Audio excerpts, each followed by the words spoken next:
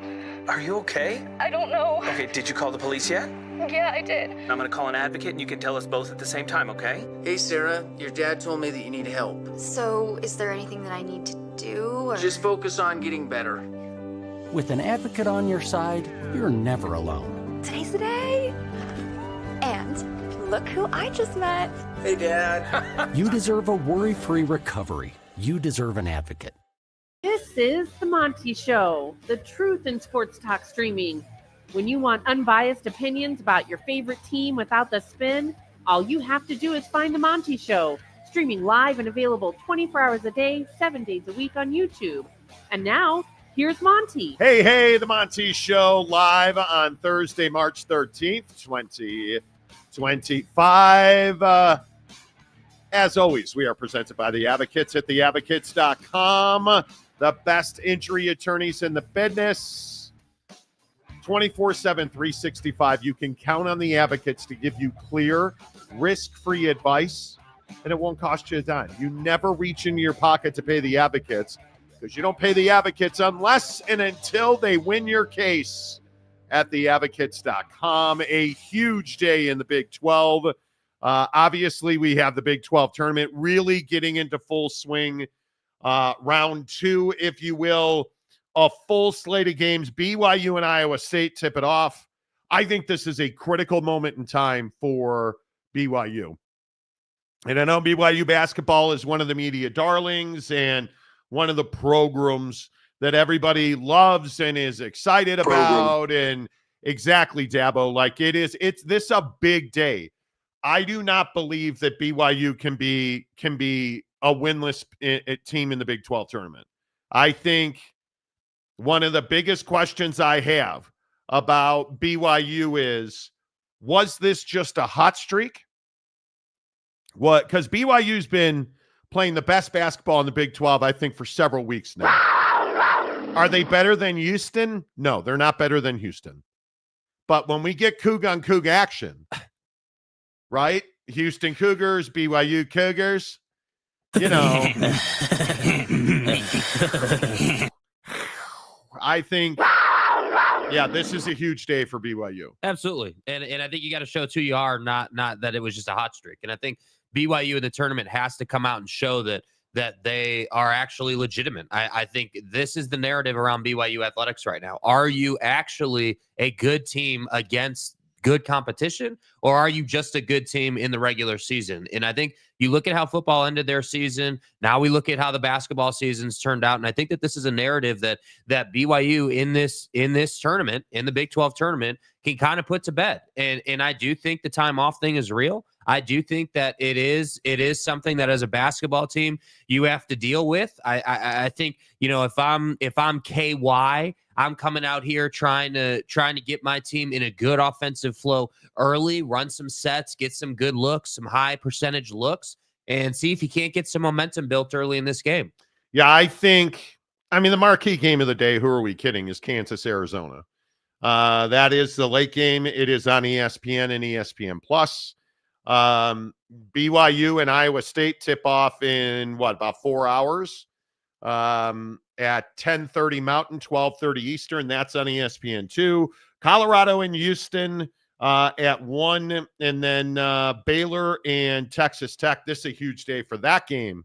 That might be the most difficult draw in the second round, because when Baylor's right, I think they're much better than their 19 wins. Mm-hmm. And I don't know. This is a big day in the Big 12. Big day with that ugly-ass court they got going on.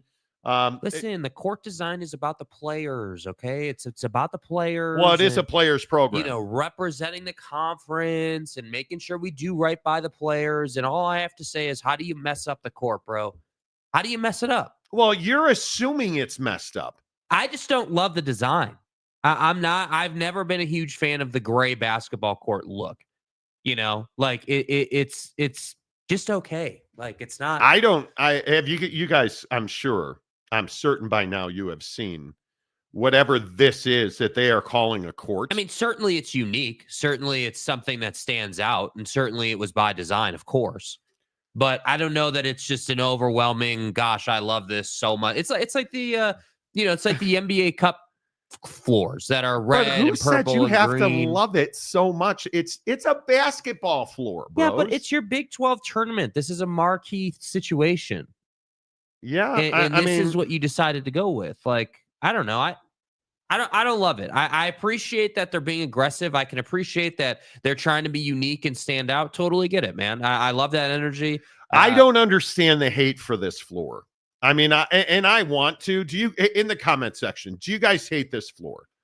I think it's more heinous that the Phillips 66 logo is so prominently. I'm a Chevron guy personally. Yeah, Chevron with Techron, Monty.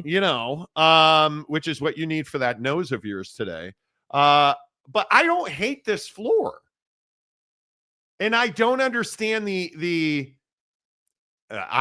it's not irrational hate, but the amount of energy being spent on how crappy this floor Because it's garbage. is pretty remarkable. Is it really that bad? Is it, Kim Coulter says, hideous, ridiculous, and asinine? Wow. Is it really that bad? Why not just a classic hardwood? Eric Wasikowskinator. Jake's been negative all week. Okay. Mike Smith, Mountain Mama. Remove that floor. That court was hideous. Also, West Virginia needs to get someone to help score with Smalls. He is their only threat, and if he's not scoring, they do not win. Okay. Dana, who's been a member for 1 month. Let's go. Stay hard. Looks like a kitchen floor from 1982. Damn. It's just a lot going on. You guys really hate this floor. Yeah. Okay. Maybe I'm open to the idea I'm just not very smart. And, I understand that somehow West Virginia lost to Colorado, which is why Mike Smith hates the floor. But why does everybody else hate the floor? It's just really loud, dude. What is that atrocity? Is this one of the colorblind test images? Look, this is a CAPTCHA. And I don't really get it.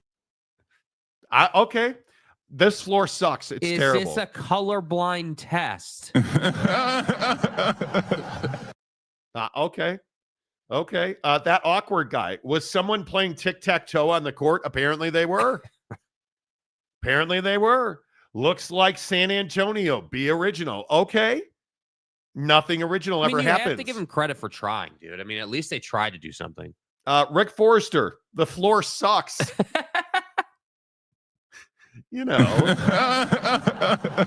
Okay.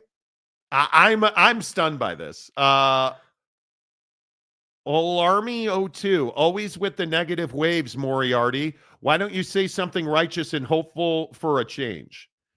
I'm not the one being negative. Yeah, I don't know what you mean, dude. I'm the one that was hating on the floor. What does that even mean? Yeah, what kind of Snot comment is Rocket that? over here is the one that's What kind of being all comment is that, negative. Mr. Preston, it's too busy. Oak State James, I've already moved on to baseball season. Okay, well, you're the only one then, because I'm not moving on. Well, he is a fan of the Tampa Bay Rays. So, I don't think the floor is that bad. I do not. Here's a question for you, because I think it's very interesting. Brett Yormark had one hell of a presser yesterday. Did you guys see this? So I've been telling you, I've heard for 18 months now that the NCAA tournament is going to 76 teams. We've heard that. 60 essentially the big boys are getting in, and then 16 auto bids, the Cinderella path, all that stuff. Heard that for 18 months. And then yesterday, Brett Yormark, who's, him and I have never met, but we're close personal friends, got crazy about whether or not the NCAA tournament should be expanded. I'm in favor of expansion to 76. I think that's the right number. I think there'll be just some decisions over the next, 90 days, 60 days. I think the economics, candidly, have to work. CBS and TNT have a marquee asset with the tournament. I know they know that. But in order for us to expand, they have to come to the table and provide the right economics. No one wants to get diluted. And we've got a great asset here. So we'll see how it plays out. I know Charlie Baker and Dan Gavitt are working hard at figuring out, where we need to be. And they'll do the right thing, but the economics matter.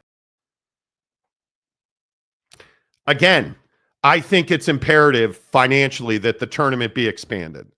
I think 76 is the single number that it can be, because any more than that or any less than that, it's not special. Any less than that, it's not worth it. Well, and I also think that any more than that in TV networks probably can't afford it. I mean, he's sitting there telling you that they can only expand if the economics make sense, which is commissioner ease for, hey, CBS and company need to pay us more money. Pay us. Yeah. That's what he's saying there. Yeah. I mean, you're of that generation that I don't think you've ever experienced. That's probably strong. The NCAA tournament isn't as special as it used to be. Mm-hmm. It's just not as special as it used to be. And I think it is shocking to me how few people remember what it was like in the 90s and 2000s, early 2000s.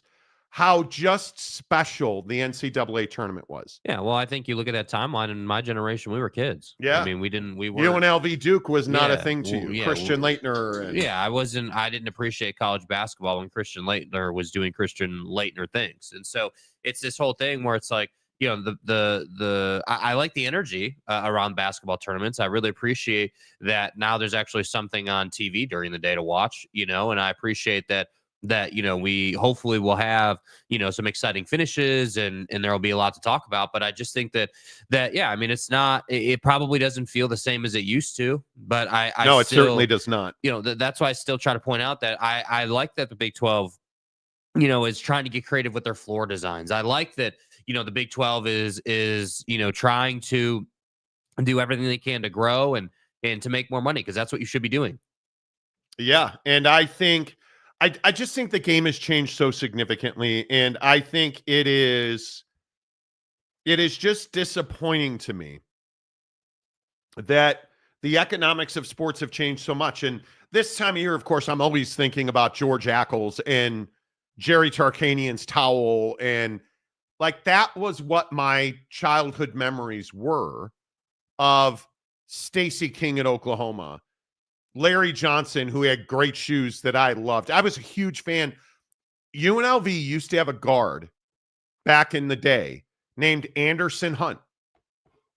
Greg Anthony, Anderson Hunt, Grandmama, George Ackles. Like, that was, when I think NCAA tournament, Duke, UNLV is what I think of.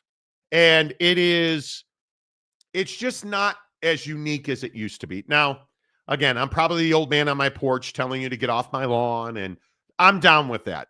There are certain, you guys know this, there are certain things, Miami Vice and the NCAA tournament, they're just not it's not what it used to be. Well, and I think there's a lot of things like that. I think the nostalgia of yesteryear is smacking us in the face almost every day. It seems like several times a week, there's something that we come across where we're like, hey, this used to be better special back then and special back then. And now it's just kind of fizzled a little bit. And I think that in that clip we had just played, you heard Brett Yormark talking about, hey, well, nobody wants to be diluted. And I think that's what we're getting a lot in sports right now is dilution. We're getting a lot of like, hey, there's a million different players doing this and that and the other. And there's like with, the NCAA lawsuits, there's seemingly a new lawsuit every single day. So now, lawsuits are just a normal thing, right? There's constantly teams and schools trying to leave conferences. So now realignment is just this normal thing. And I think that, I remember as a kid, like in elementary school, we would do brackets and stuff. Like, it was a thing.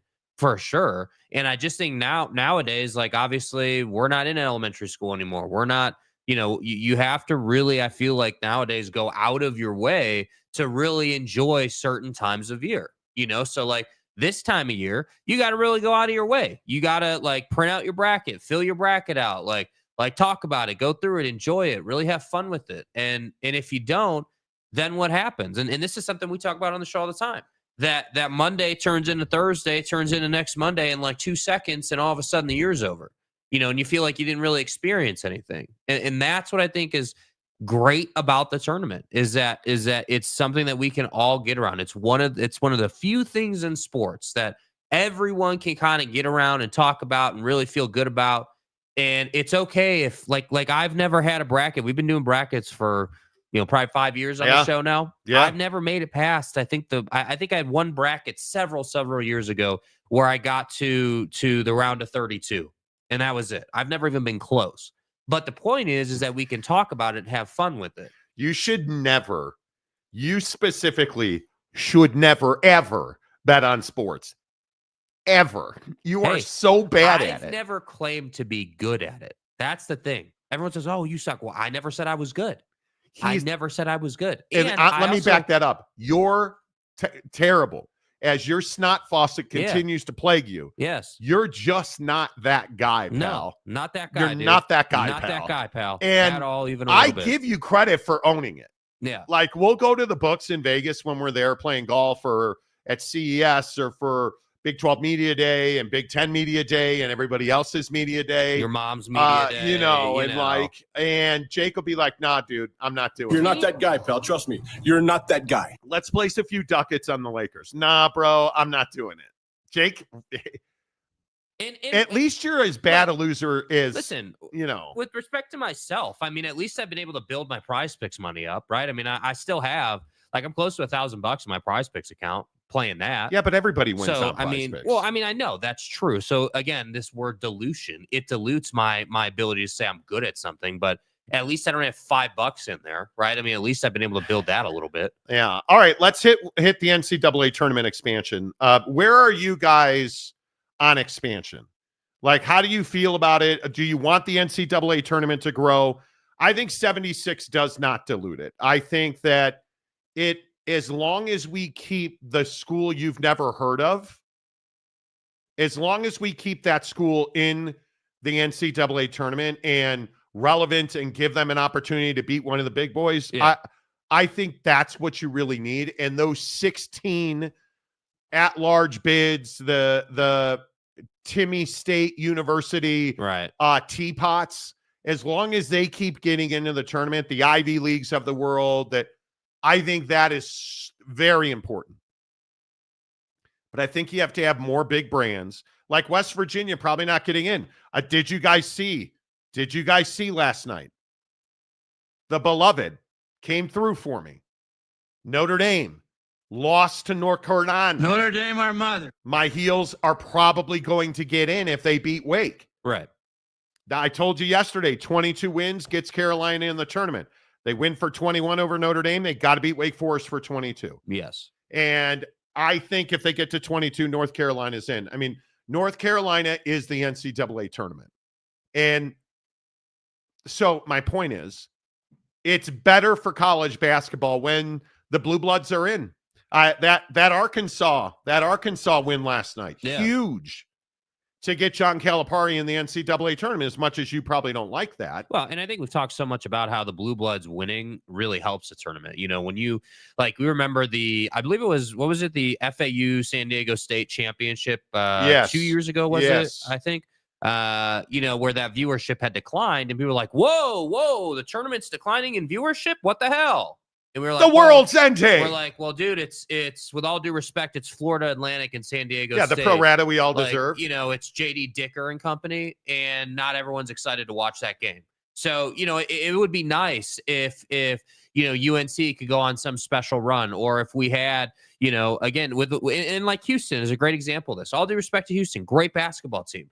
You're not necessarily a blue blood the way that Duke is, or these iconic college basketball brands are. Now, wait. James is choosing violence again in the comments section. He makes moronic statements like, Monty roots for North Carolina and Notre Dame. He gave me a hard time about rooting for two teams. No, bud. Listen, bud. I'm 52. For 51 and a half years, I've been a North Carolina basketball fan. About the same amount of time, I've been a Notre Dame fan. The difference is, see, I grew up in Chicago. Michael Jordan's in my DNA. Michael Jordan went, and I know you probably don't know this. Easy. I'm just going to drop some knowledge on you. Michael Jordan went to North Carolina. Whoa. One of my first real memories of Michael Jordan was his shot out of the corner. See, I didn't just wake up one morning and be like, hey, let me go and, that's cool. I'm at Champ Sports. Let me get that Chiefs jacket and call myself a Chiefs fan. Dude, the Kermit is on the Chiefs now. I gotta get a jacket. Let me get that Chiefs jacket where I can, I really need to represent for my guy, Patrick Mahomes. Right. I really need him to understand that he's got support out here. I didn't just wake up one day and become a Kansas City Chiefs fan. I didn't wake up one day and become a fan of Patrick Mahomes. Right. Like, that's not who I like. This is not my favorite Patty quarterback. looks good there, huh? Patrick does look good there. My point is, James, I've been a North Carolina basketball fan pretty much my entire life. You fucking donkey. Unlike you, who's a Baylor fan and a TCU fan. Gonzaga. I guess Gonzaga. A Gonzaga fan. On some level, you're an Oak State fan, even though Gonzaga. You guys don't have a college basketball team, so I get it. There's a big difference. There's a big difference. There's a huge difference. The Hawaiian golfer.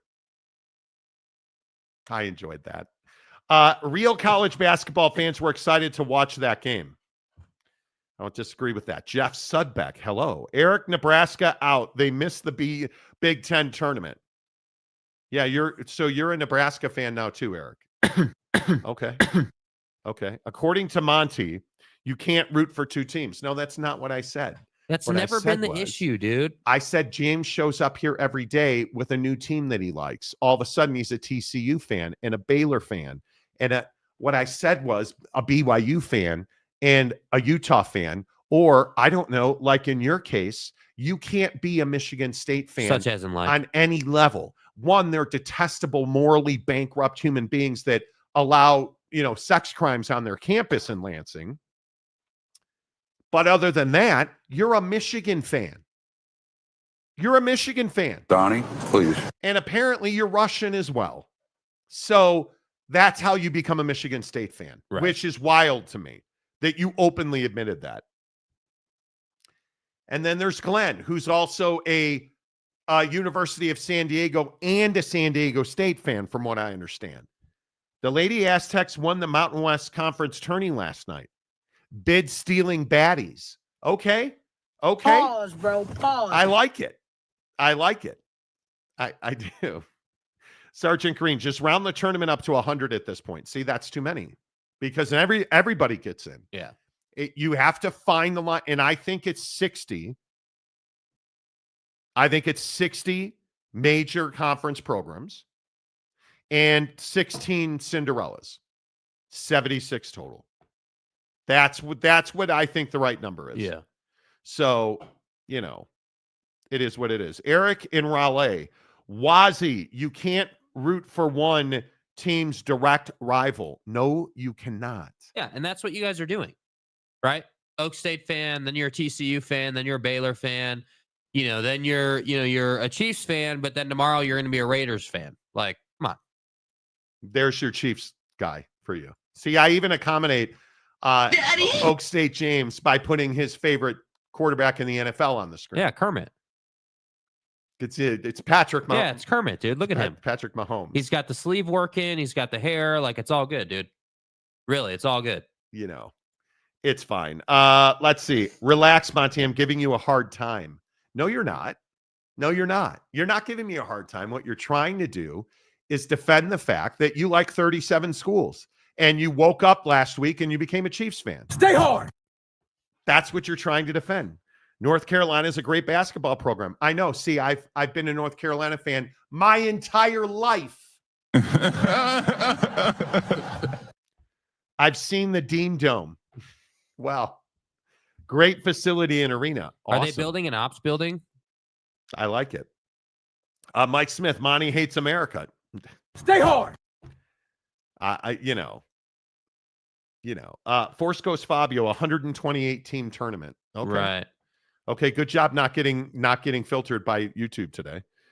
Sergeant Green, not in favor of adding teams. I'm more of a traditionalist. Also, start the tournament early in March. The Final Four shouldn't be in April. When do you want it to be? I think the first Monday night in April is traditionally when the championship game is played. I don't have a problem with that. I think I understand what you're saying. The issue is we're starting to have college football go into late January. Well, I think you probably are going to get used to that. I think if you expand the NCAA tournament, you're probably adding a week at least to it. So I know what you mean. It stretches out further and further and further. Yeah. I just think that's what it is.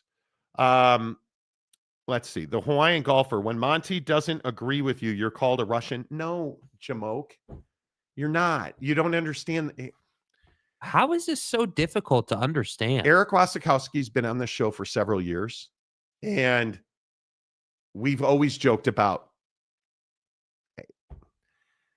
you guys. Some days you just show up and you're like, you get frustrated, and I don't understand it. Nope, Monty, not a USD fan. The D. It's San Diego State and Gonzaga. The Zags, you say. That's where I earned my graduate degree. Gonzaga. Okay. Gonzaga. Okay. Texas Tech is ass. There, I said it. But bowl today, Baylor going to smack them. Hot ass. I don't know. James equals dependable Monty Triggerman. There you go. 100%. Round robin would solve that issue. But the problem is round robin isn't what the NCAA tournament is built on. Round robin versus win and you win and you go on. The whole point, in my opinion, of the NCAA tournament, what makes it special is that you can be one and you can be the number one team in the country. And if you're not shooting the ball well, if Houston doesn't shoot the ball well, they're going home. Yep. And especially in today's game where we all rely on the three so much, that's what makes it special. The Cinderella buzzer beater or that one player every year who seems to get super hot, whether it's Steph Curry was born at Davidson in the NCAA tournament, right? Like that. That's why I've never been a fan of the round robin. One and done. RF, good morning. Monty, I was listening to a random podcast and the guy on the show randomly started to slander you. They all talk about us. All of them. Which I'm here for it. Rock and Rant, I'm just catching up on this show. The court for the Big 12 is going to be taught in graphic design school as an epic fail. Damn. I usually don't care, but it hurts my eyes. It's hideous. Okay. Okay, my guess is they're never going to make this mistake again. Kansas City has a lot of mistakes, and I'm not. This is probably too much now. But my point is, that Big 12 floor, it's not getting reviewed well. People hate it. Yeah, people hate it. It's fine. James, bachelor degree, Oak State, doctorate at TCU coming soon. What does that have to do with you being a Patrick Mahomes fan? And a Baylor fan and a TCU fan and an Oak State fan? Well, he's saying that because he went to TCU that he can be a fan of both.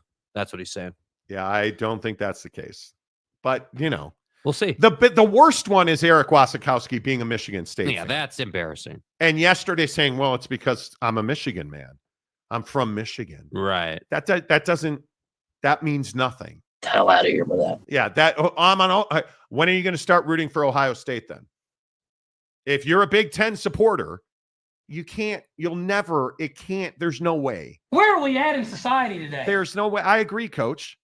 There's no way that you can, Yeah. Maury Alvarez, I am. Okay. Not to disparage the guy, but he never seems to know what's actually happening. Okay. Jeff Sudbeck, round robin, LOL. Okay. He doesn't think that will work. I'm a staunch BYU fan, but when I was growing up, I was a Utah basketball fan. Okay. So you're the one. I always loved it. And for those of you who don't know, there's a lot of new listeners on the show. We live in the state of Utah. I live in Salt Lake City. There are rivalries. And then there is the Holy War with BYU and Utah. The anger and vitriol, quite literally, there are families who do not speak to each other because of the BYU-Utah rivalry. You ask anybody that's a coach of any sport. Yes. At Utah or BYU, hey, how do you feel about Utah? I hate Utah. Yeah. How do you feel about BYU? I hate Utah. Well, it's only pickleball. Right. They're scumbags. I hate them. Yeah. That's the energy. And then you have this really small group of idealists who will show up at work on Friday before the rivalry game, before the BYU-Utah game, football, basketball, no matter what it is, with a half red and a half blue shirt on. And routinely people throw them on the ground and spit on them, which is what I think should happen. I don't understand why that's okay. Just choose a team. You can't be a Cubs and a Sox fan. You can't be a Michigan and an Ohio State fan. You certainly cannot be a fan of TCU and Baylor. That's not allowed. And Oak State. And and nice IPFs. Yeah. That's not allowed. There are certain rules on this show. Eric Wasikowski, my man. See, this is why I love you, Eric. Ohio State lost yesterday, so that ain't happening. Stay hard. I'm thrilled that you know they lost because that's what life should be about. Yeah. Right? Oak State James, no round robin tournament, 72 team tournament sponsored by Red Robin is better. Red Robin, yum.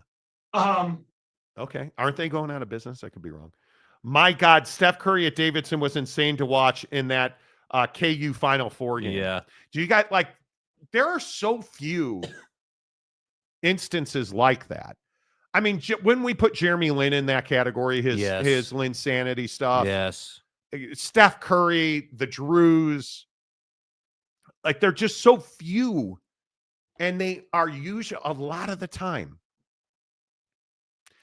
Can a guy get super hot in baseball? Sure, but it's usually Kirk Gibson against Dennis Eckersley or Freddie Freeman. Right.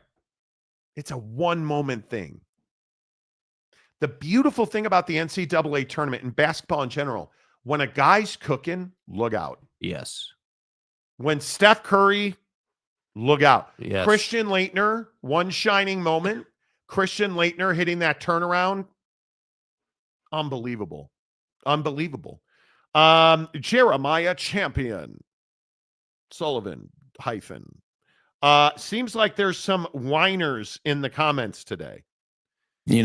Bro, it's already and only Thursday. Yeah. And I totally get it. Yep. We would be taking tomorrow off, but we're off next Friday. So we actually need to do shows occasionally. Don't forget, April 1st, we go back to afternoons, which will be 5 to 9 Eastern, 2 to 6 Pacific. Yeah. Don't forget. But, it is what it is. Rick Forrester, Houston's defense keeps them in every game. Today is a big day for Houston. Yes. Do you guys think the layoff will hurt the teams the bye teams? I don't think it'll hurt all of them, but I do think there will be a team or two that struggle. Certainly. Houston's not losing to Colorado. No. No chance. Tech and Baylor. That's the one I really worry about. Tech's a 6.5-point favorite in that game. I think if Iowa State beats BYU, Iowa State's a really solid basketball team. That's a 24-win team. Iowa State's really solid. Baylor is not as good as Texas Tech this season, or at least has not showed us to be. Yeah, and I think the Big 12 is is great. I think the parity you get in the Big 12 is what makes the conference so good. You don't know Baylor and Tech is a game that you have no idea who's going to win that game. Like Tech probably should win the game, but you don't know what kind of Baylor performance you're going to get. Arizona or Kansas? That game is 1.5 for Arizona, but look at the number, 152.5. That's a lot of points. Yeah. That is a lot of points. I think I'm probably leaning KU, but I think that game's going to be incredibly close. Yes. Agreed. So, I mean, we'll see. Noel Ramirez. Never thought I would hate a basketball court more than that Oregon one.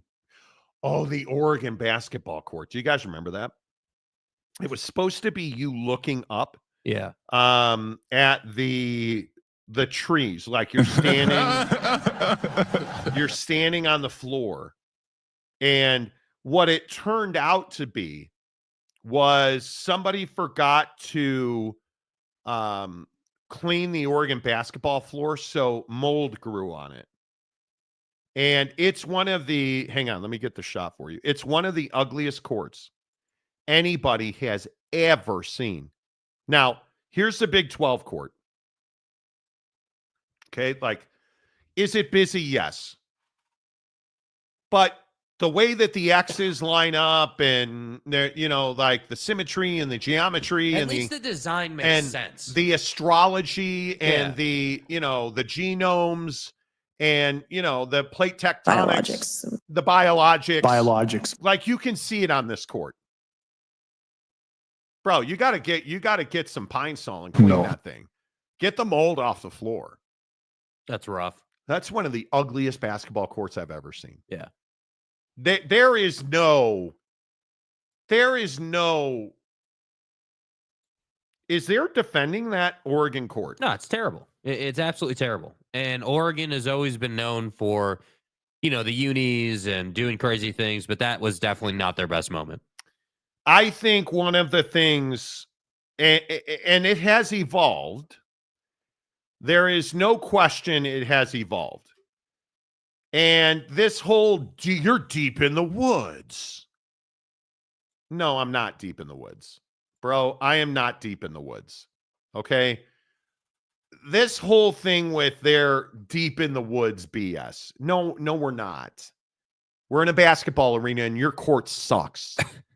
Right? It was at this moment that he knew. He fucked made up. a mistake. Right? Yeah.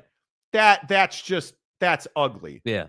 Now, I don't care which incarnation of that court you show, because there are some ugly basketball courts, right? But I don't know. I don't know which is the worst. TCU. Gosh, the TCU one was. The TCU court. Let me see if maybe I can find a picture of it. The TCU court is terrible. I'm not a fan of the gray court. The gray court in college basketball, and even the NBA's done it a couple of times. I'm just not a fan. I want a traditional, hardwood look. I want a nice quality design. Where is that? This is it right here. This is one of the worst courts I've ever seen. Like, I just don't understand what they were trying to do with this. And it is, I just think we complicate stuff. We try to be, at least like as a Notre Dame fan, I know that we're going to have the muted shamrock at center court. Right. Right. It is traditional. You always know what North Carolina is going to be. Duke is never doing this. Yeah, Duke is Duke. Duke is never doing this. What is that, dude? Ugly. What is it? Is that supposed to be camouflage? I don't know. But when we start looking at the geology of this court right here, and it sucks, and the astrology of this court right here, I don't understand. Let's wind the clocks back a year. Somebody help me understand it, because Trying to get cute. That's what it is. I truly don't get it. And again, I'm fine with trying to be creative, but some of these are just. What's worse, these courts or the NBA Cup courts? Because the Color Rush courts were definitely got some hate. I think the Pelicans NBA tournament floor is Like, what is this? The Joker's floor? It's one of the worst courts I've ever seen.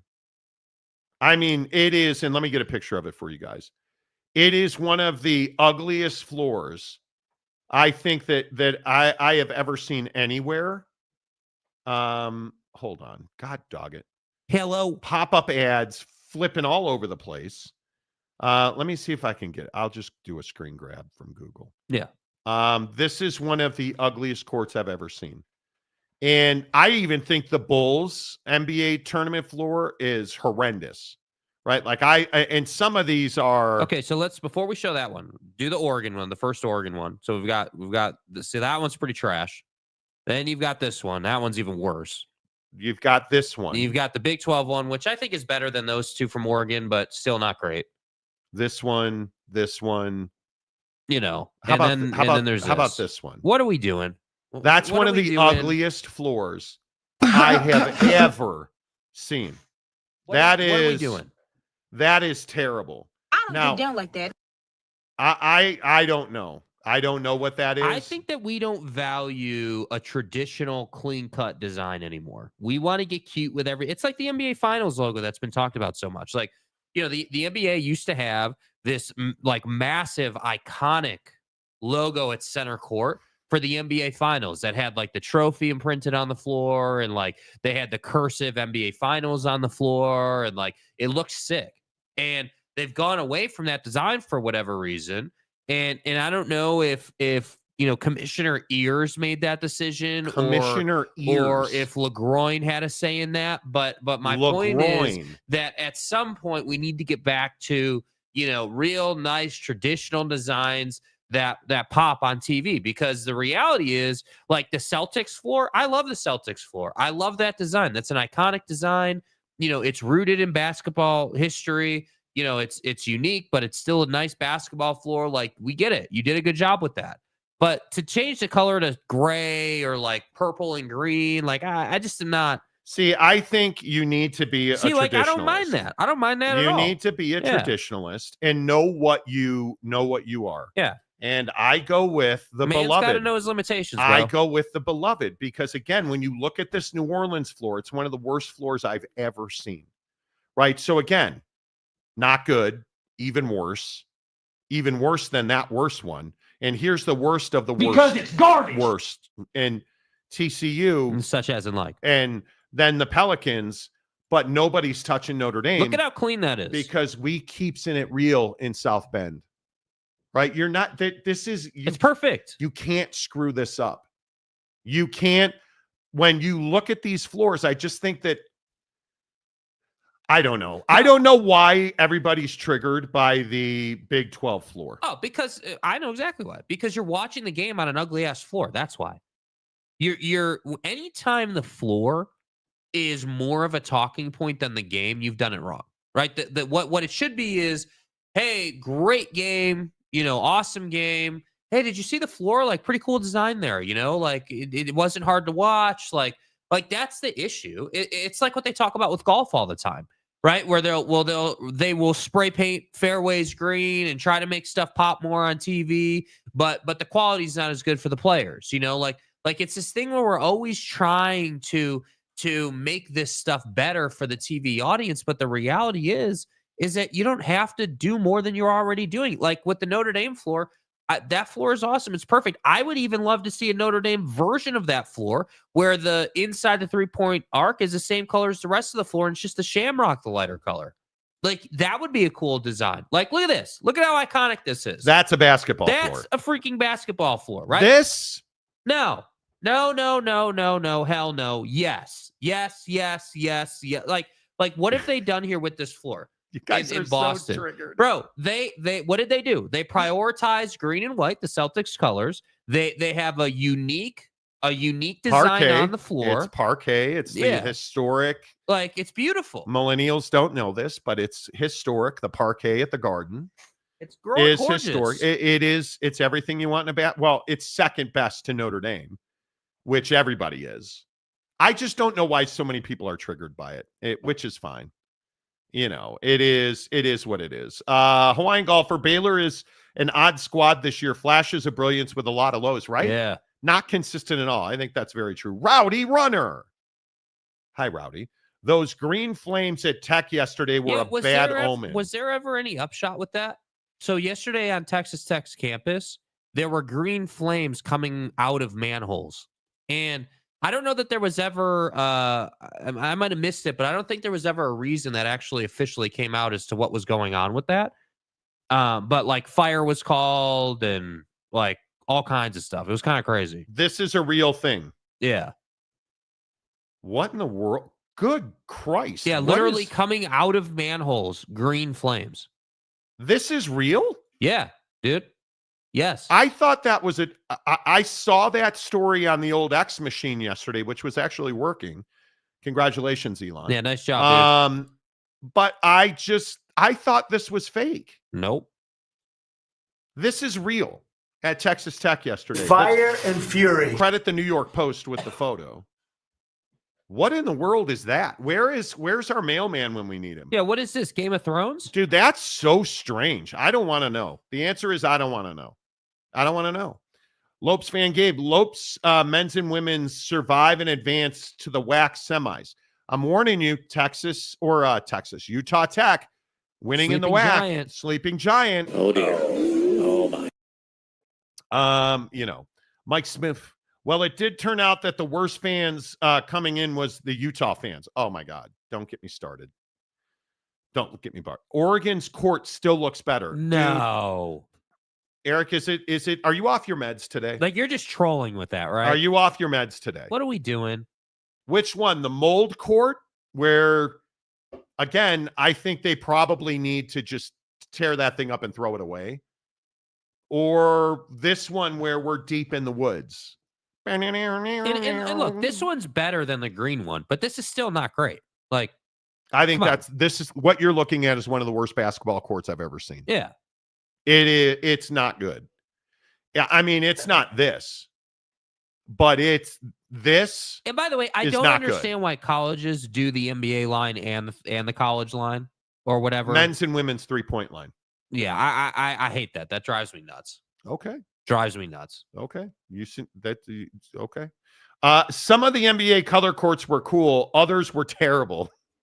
Now, okay, let's look at how much does it affect you guys watching these games, the court? Because I do think this is a major talking point with all the tournaments. Like obviously the Big 12 tried to get cute with this court design and it's not being reviewed well. But like the design team comes up with these court designs for the bigger events, the Big 12 tournament, the SEC tournament, the ACC tournament, whatever. Right. So normally you would just see in the regular season, you would just see a traditional floor. So I'm curious, is it because it's so distracting? Is that why you guys don't like it? Because that is my issue. It's just too distracting. I think, yeah, like here's one of the bowls I want to show you. I actually think the bowls for the NBA tournament, yeah, they embrace all of it.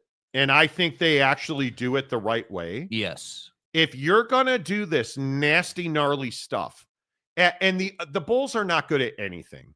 Let's just be very clear about that. Until Jerry Reinsdorf falls on the third rail of the L train in Chicago, yeah, the Bulls and the White Sox are not good at anything. Unless it's this. That's a vibe. This is a home run. That is, when you look at that with the Bulls logo at center court, I absolutely love it. I 100% I'm here for it. Yeah. I'm a big fan of it. But it's stuff like this where I'm like, dude, what are we doing? I just don't understand what the whole thought process was, what are we doing? Because I understand that the Pelicans have, I believe they have an alternate that is like a purple green kind of colorway jersey wise. They do. But I don't when I think of the Pelicans, I think of like kind of like a goldish color, like gold and blue. That's kind of their thing. So I don't know, man. I just the NBA Cup is one of those things that Commissioner Ears is all about. He wants as many tournaments as possible. Why did we turn into Commissioner Ears? Have you ever seen his ears? I'm not into that kind of thing with dudes. I haven't really. I have, I'm sure, seen his ears at one point or another. but you seem erotically motivated. I just think that they're aggressive. Yeah. He's going to get fired, so it's really not going to matter. Yeah. But I look at some of these NBA tournament floors, and boys, I'm confused because I don't understand. Like, Indiana probably has one of the worst in the entire NBA. Like, what is that? And the Suns doing La Valley with no, I want to say the Suns don't even have, I don't think the Suns have purple. Do they have purple on their NBA tournament floor? Yeah, they do. My bad. Here it is. It's the blue. Yes, the turquoise. Here's what I don't understand. It's agave. You all help me and you tell me, because I'm going to show you a real world, not like what it's supposed to or a schematic. The Phoenix Suns, this does not look like a place where the Phoenix Suns would play. This is not, do you guys think, and if it would ever upload, good Lord, when I look at the Bulls, okay, this looks like a court where the Chicago Bulls would play a game. Right. Who are you, the Pelicans? Like, what is this? La Valley. Okay, I understand. Latino heritage. Yeah, totally get it. What's with the turquoise down the middle? Who are you, Indy? Are you dying? Yes, I am. So are we just going that you're full on sick? Is that I'm what not we're saying that I'm full on sick. I definitely have like a, because you have a huge nose. Okay. Yeah. I mean, ears, nose, whatever. Mr. Ears. Yeah. Whatever it is, dude. Yeah. Anyway. Well, I hope you feel better. TD Garden.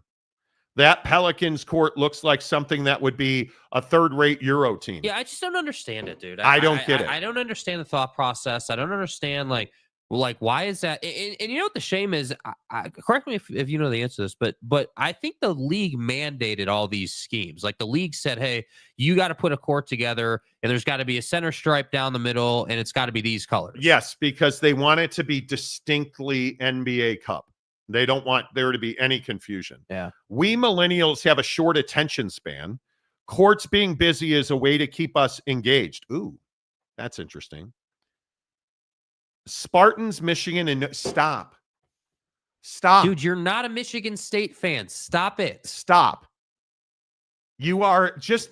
By the way, why do you want to be a fan of first team all Mel Tucker? I don't understand that. A substation exploded underground, if I'm not mistaken, and made these green flames. Yeah, that's wild, dude. I've never seen that before. If anybody wants to explain that to me, I'm all here for it. That is terrifying. Don't you just leave the city if that happens? Are you like, bro? I had crazy dreams last night. I slept like a baby last night. I had dreams that my wife was a military operator, like an operative. Who are you, John? And but it's because I was watching FBI International last night. And we were in this like zombie pandemic thing. Okay, World War Z. Where there was something going around, a contagion. And then we figured out that it was contagious through drinking cups. The coronavirus. My wife was like working with the military. It was crazy dreaming last night. I slept really well, but it was crazy. Tech needs to call the Ghostbusters. You know, huge jazz gamer. I think you're exactly right. They do. D-Rock Irish. Google when copper commonly found in electrical wiring pipes, utility infrastructure, burns or reacts with heat. It emits a distinctive green glow. There you go. Well, there you go. I sharded Oregon's court last week. I think I've done that multiple times. I get the idea, but man, the execution was poor here. Who greenlit this? Because you and I both know that they sat in meetings and looked at drawings of this court. Right. And you and I both know. Somebody's like, oh man, this is amazing. Are people Myron? I mean, this is amazing. Wow. We got to do this court. Good Lord. We got to, this is a hell yeah. Like, wow. Kevin Durant's going to love playing on that floor. Right. Or you could just go to Notre Dame, which is crispy. Or you could go to the Garden. Gosh, that is so good. So crispy. Don't try to be somebody you're not. Yeah. But I agree. You probably did shart that. Oh, well, the Knicks at the Garden? Yeah. But this is what I mean, you guys. Like, the Knicks are never messing with that court, right? They're never, it is. Gosh, even their NBA Cup court is terrible. I mean, at least you know it's the Knicks, but terrible. Jeez. But their floor is iconically simple. You know, like if I look at, well, I don't want to do that one because that's a Getty image, and well, nobody ain't trying to get no suit or nothing. But you look at the Knicks in the Garden. Can I find a 1980s court, like 1989 Knicks court? And you just understand. Yeah, the blue court. This is the one. Yeah. Where is it? Of course, it's all the Bulls beating the Knicks. So it's hard to find it. But you just understand that anytime you look at the Knicks floor, here it is right here. This will have to be good enough. Can I find a better one? Man, the pictures from the 80s are not good. They're not HD. No. Screw it. The next court is nice and crispy. Yeah. Right? That's what you're after. I think everyone knows what the Knicks floor That's looks like. what you're after. Yeah. Isn't the NBA commissioner the guy in the American Gothic painting, Farmer and Wife? Many people have said so. The color combo for the Bulls works, but it also blends well because the stadium seats match. Yes. It's not rocket beautiful. Science. Put the T-shirts and the seat covers out. Yeah. You pay people to do that anyway, right? Like the whole See Red thing. I love it. I'm a huge fan of it. Sorry, I read that one already. Comment dump. If you can't fart green flames, Jeremiah Champion, there you go. I think there are differences between courts that are just ass ugly and ones that are visually distracting as well throughout the game. Is the Big 12 court visually distracting? Where do you throughout come the game? down on the Big 12 court then, if that's your take? Because it is the X's. The X's are what's screwing people up. And is that what they're saying? It's the X's specifically that yes, are because bothering people. they connect all the way through the design. Yeah. Yeah. And obviously, I think you guys all know this. It's 12, X22, X, right. Roman numeral 12. That's what it is. Is that distracting throughout the game? I didn't find it to be. Monty gets triggered too easy and doesn't read my full comment. What did we not read your full comment Well, bro? we stop when you say I can't find it. We have too many comments today, but you know. Boise blue court. But see, Boise's different. See, this is a good conversation right here. Boise, I would agree, is different. Totally different. I think when you look at the basketball court at Boise and the blue Smurf turf, that's like your identity, dude. Isn't it? Like that's who they are. That's what you do. And I actually think that's gorgeous. Well, if it would load in HD, that'd be great. They have a blue court look that I can't get to load in HD. It's fine. You'll get I guess you'll just you'll get the point. It's trust fine. me on that. But the blue court renderings, their normal court is fine. Like they have a really cool, you know. Gosh, see, I don't love that at all. I don't like the two-tone. You don't really? No, I don't. I would prefer that just be a regular floor with the logo. And I actually really like both their courts. Let me load them up. Yeah, load them up, Donnie. Jeez, the graphics. Everybody is outraged. Okay, so first and foremost, put a vision in your head of what an all blue court at Boise will look like. Okay, I think that looks really cool. Sorry, they don't have it in HD. Yeah, it's beautiful. But I really like this court. What's wrong with that court? Yeah, I don't like the orange and blue two-tone. That's my only thing. Yeah, I think it looks amazing. It's very University of Miami Hurricanes. Yes, it is. And I, as a fan of their color scheme, blue playing surfaces and militias, they're what Boise does. Okay. And militias. Okay. Load it now in HD, damn it. Monty yelling at his computer. Well, I have a short attention span like a millennial. Right. So, it is what it is. Yeah. But we have spent the better part of an hour arguing about what's a good-looking basketball court. Yeah. And You know what I'm my saying? takeaway is it better be clean. And if it's going to be loud, you better fully embrace that thing. Okay. James Lugginsland. We're going to call you Lugs. What's up, Lugs? I'm a chemistry professor, and the green flames can occur when copper is burned. Biologics. Okay, biologics. This is in Lubbock, Texas. I like it, dude. Look of flame test on YouTube. Different metals give off different colors. Okay. I just don't think most people have seen green flames. But can't we just go with Ghostbusters? Yeah. Isn't that more why can't enjoyable? we just have fun? That'd be freaky. Because how many of us, Lugs, know that it's copper that's burning? Probably not a lot of us. I didn't. You? I know. The Pistons teal court is the best.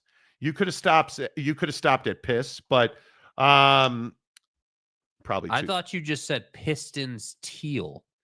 He did, and I know what he's talking about. Let me see if I can find a picture of it. It is. Are you talking about? No, that's not it. You're talking about this one. I would assume, because I actually think this is a nice court. Yeah, I mean, that's clean. I don't know. Is that the one you're? Let me see if I can find it.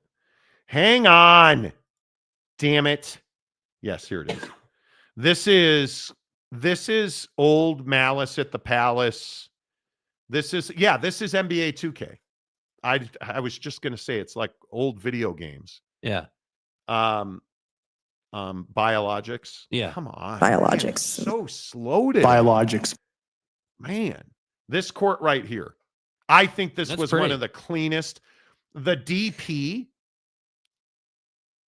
Bro, this is a family program, dude. The cock.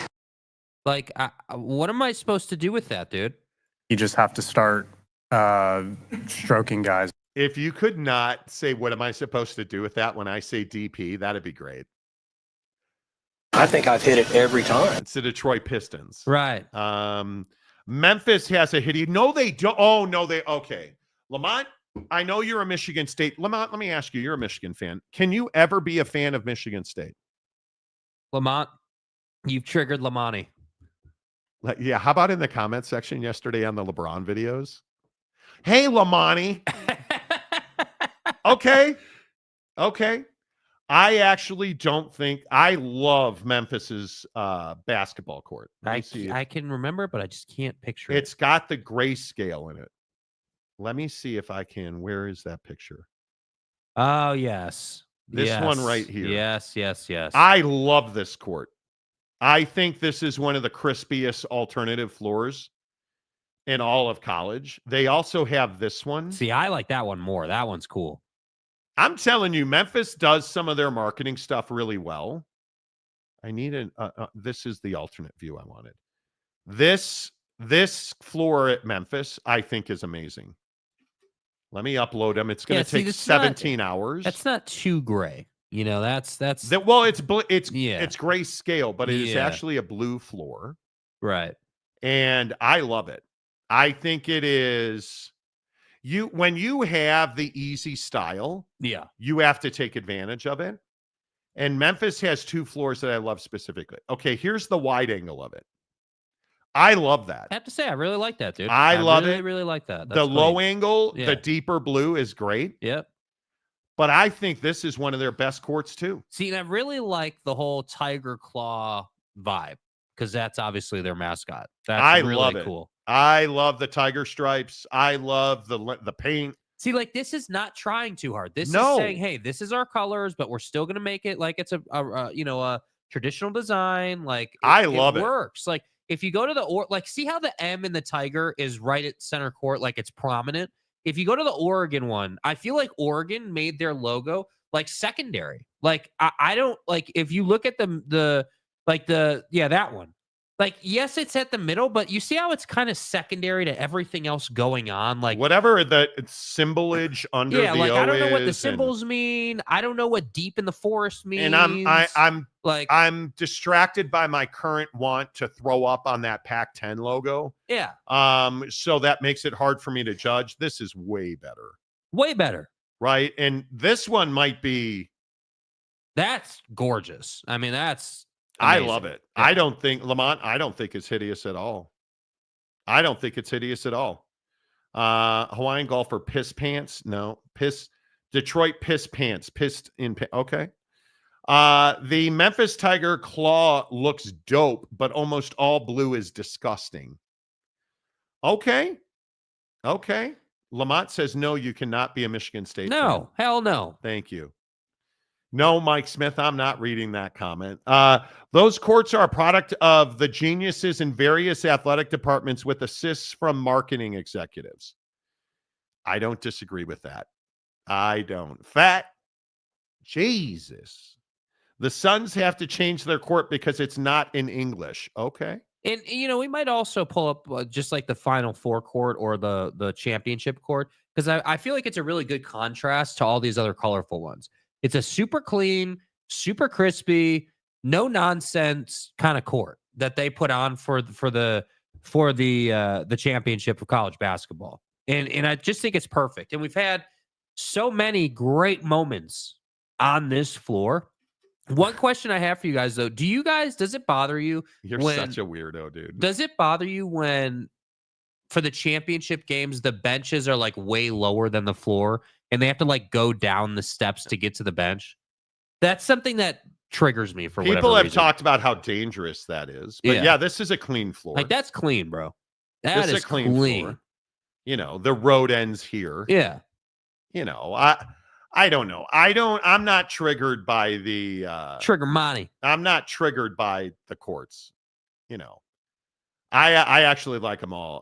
Vandy basketball, both teams underneath the basket. Okay, now what are you talking about? I have to go and find Vanderbilt basketball court comes right up when you type in the word Vandy. Like, yeah, their court just says Vanderbilt Commodores. What do you mean underneath their basket? There's that one. I don't know what you talking about. Yeah, you're gonna have to specify. Because here's their basketball court. You see this is the other thing I don't like. I don't like floors that have a ton of space outside of the court. That drives me nuts. I hate that. What is wrong with you? Like, what? you get upset about the weirdest shit. Like, who cares what happens out? Because I don't like the aesthetic of it. Look at that. Look at how much room there is. I don't want that. Yeah. Go back to Memphis's floor and look how cute that is. Look at that. Did you just call it? Look at how good that is, dude. Look at how clean that is. You just called the basketball floor cute. Oh boy, Matsuyama's in the water. Your boy's in trouble today. Yeah, I don't hate this, but I don't love it. I don't, it's fine. Yeah. It's fine. No, I'm not going to get Louisville Center logo. So many triggers on the show, right? Being a Michigan fan, pretending to be a Michigan State fan, automatic deportation qualifier. Yeah. DEI and stuff. Okay. That's fine. We need a Monty Show ESPN tournament group. No, we don't, Buffalo Hunter. Please, God. No. Oh, you mean that the player, okay, Lamont Tucker, the player benches are under the basket. I see. Yeah. I see what you're saying. They're not on the sidelines. Yeah. And the scores table and such as and like. Yeah. Yeah. It is, I would agree that's a weird setup. I mean, it's not as hip or as cool as this one. Right. Obviously. Or this one, or of course, this is the best court. Right. Whoever came up with that shit need to be fired. But I wonder if Patrick Mahomes approved it. I said Patrick. Kermit. Patrick. Okay. So we're watching golf in the background, you guys. The players. It's a major tournament. Justin Thomas, his ball somehow stopped an inch from the water. I'm not even joking. it's an inch from the water, which is remarkable. So, all right. Hour number 2 of the Monty Show, presented by our good friends at Prize Picks, prizepicks.com. And I don't know. I don't think Heater describes the pure domination and emotions that you feel when you look at my wins and losses. Right. On Prize Picks. Right. I don't know. I don't know what else I can say. I don't know. I don't know if I don't quite know how to answer that, to be honest. I would like to single-handedly thank my boys, the Oklahoma City Thunder last night. I went all in on the Thunder last night. And when I look at Chet the Jet, Chet, 37.5 points, rebounds, and assists, more or less. The fact he put up 23 and 15, and then 2 dimes, that's going to be a win. Shai Gilgeous Alexander. Stay hard. Shai Gilgeous Alexander, 41.5 points, rebounds, and assists. More. 34, 5, and 7. That's what we do. Yeah. Okay. And then I think probably the single greatest win on Prize Picks we've ever seen was the Iowa State women's basketball. I should not be a jerk. Iowa State beating Cincinnati last night. Cincinnati never showed up. But I had the guy that I told you, Jizzle James. I talked about it on the show yesterday. Right. I told you Jizzle James is your bro. And what he did last night on a more or less than 16.5 points. More or less than. I took more. How many points do you think he had? On 16.5 points, more or less, I took more. Right. He had 17. Nice. It's what we do. 3 for 3. We're getting paid the skrizzle. I'm not sure what skrizzle is, but my point is. Right. Paper. It's super easy. Download the Prize Picks app. You have got to play Prize Picks during the NCAA tournament, during major golf tournaments, NBA season, Major League Baseball. Unbelievable. Yes. Sold my final portion of the Japan series tickets. We netted 10-1. Stay hard. Which is different than nutted, but we netted 10-1. Of course. Profit on the Japan series tickets for the Dodgers and the Cubs. Smiles and glory holes. Life is good. Prize Picks. Download the app. Use the promo code Monty to open up a new Prize Picks account. And let's get after it today, because the BYU game, I think, is one that is very, very, this is a big game. BYU basketball has got to win today. I don't think that you can even flirt with a loss here. And I think this is going to be tough, in my opinion. There's a couple here. Where is my point, rebound, and assist number? There's a couple in the BYU game. Igor Demin is 18.5 points, rebounds, and assists. Richie the Jet Saunders, everybody's going to be the Jet today, by the way. 22.5 points, rebounds, and assists. 3 out of his last 5 games, he's hit that. Against Arizona, Arizona State, and Iowa State, when he had 31.5. I think I've hit it every time. Which way do you go on that? More. He's going to have a big game. I think I'm going more on good old Richie. Hey, Rich. Then I think this is where we get into the dark times. I think Arkansas is the other one I like. John L. Davis, 21.5 points, rebounds, and assists. The guy is on an absolute heater. I think you got to go more, right? I think you absolutely have to go more against Mississippi today. And then there's a bunch of other ones that you can take. I think, man, it's tough to bet college basketball. I think I have to go RJ Davis against Wake for more than 23.5 points, rebounds, and assists. Yeah.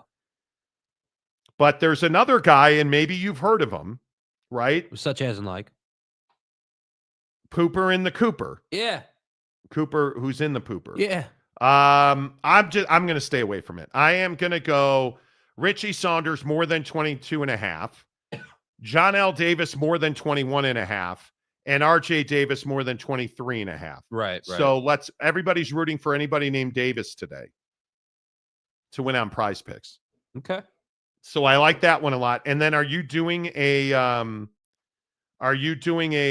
golf one today? Yes, I have my golf one all set up.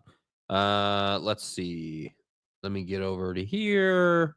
I'm a little late on the Come golf. over here. Okay, here's what I got. I got Scotty Scheffler. Is he stroking, guys? Not yet, but at 11:29 a.m. he's going to start stroking, guys. Less than 68.5 strokes.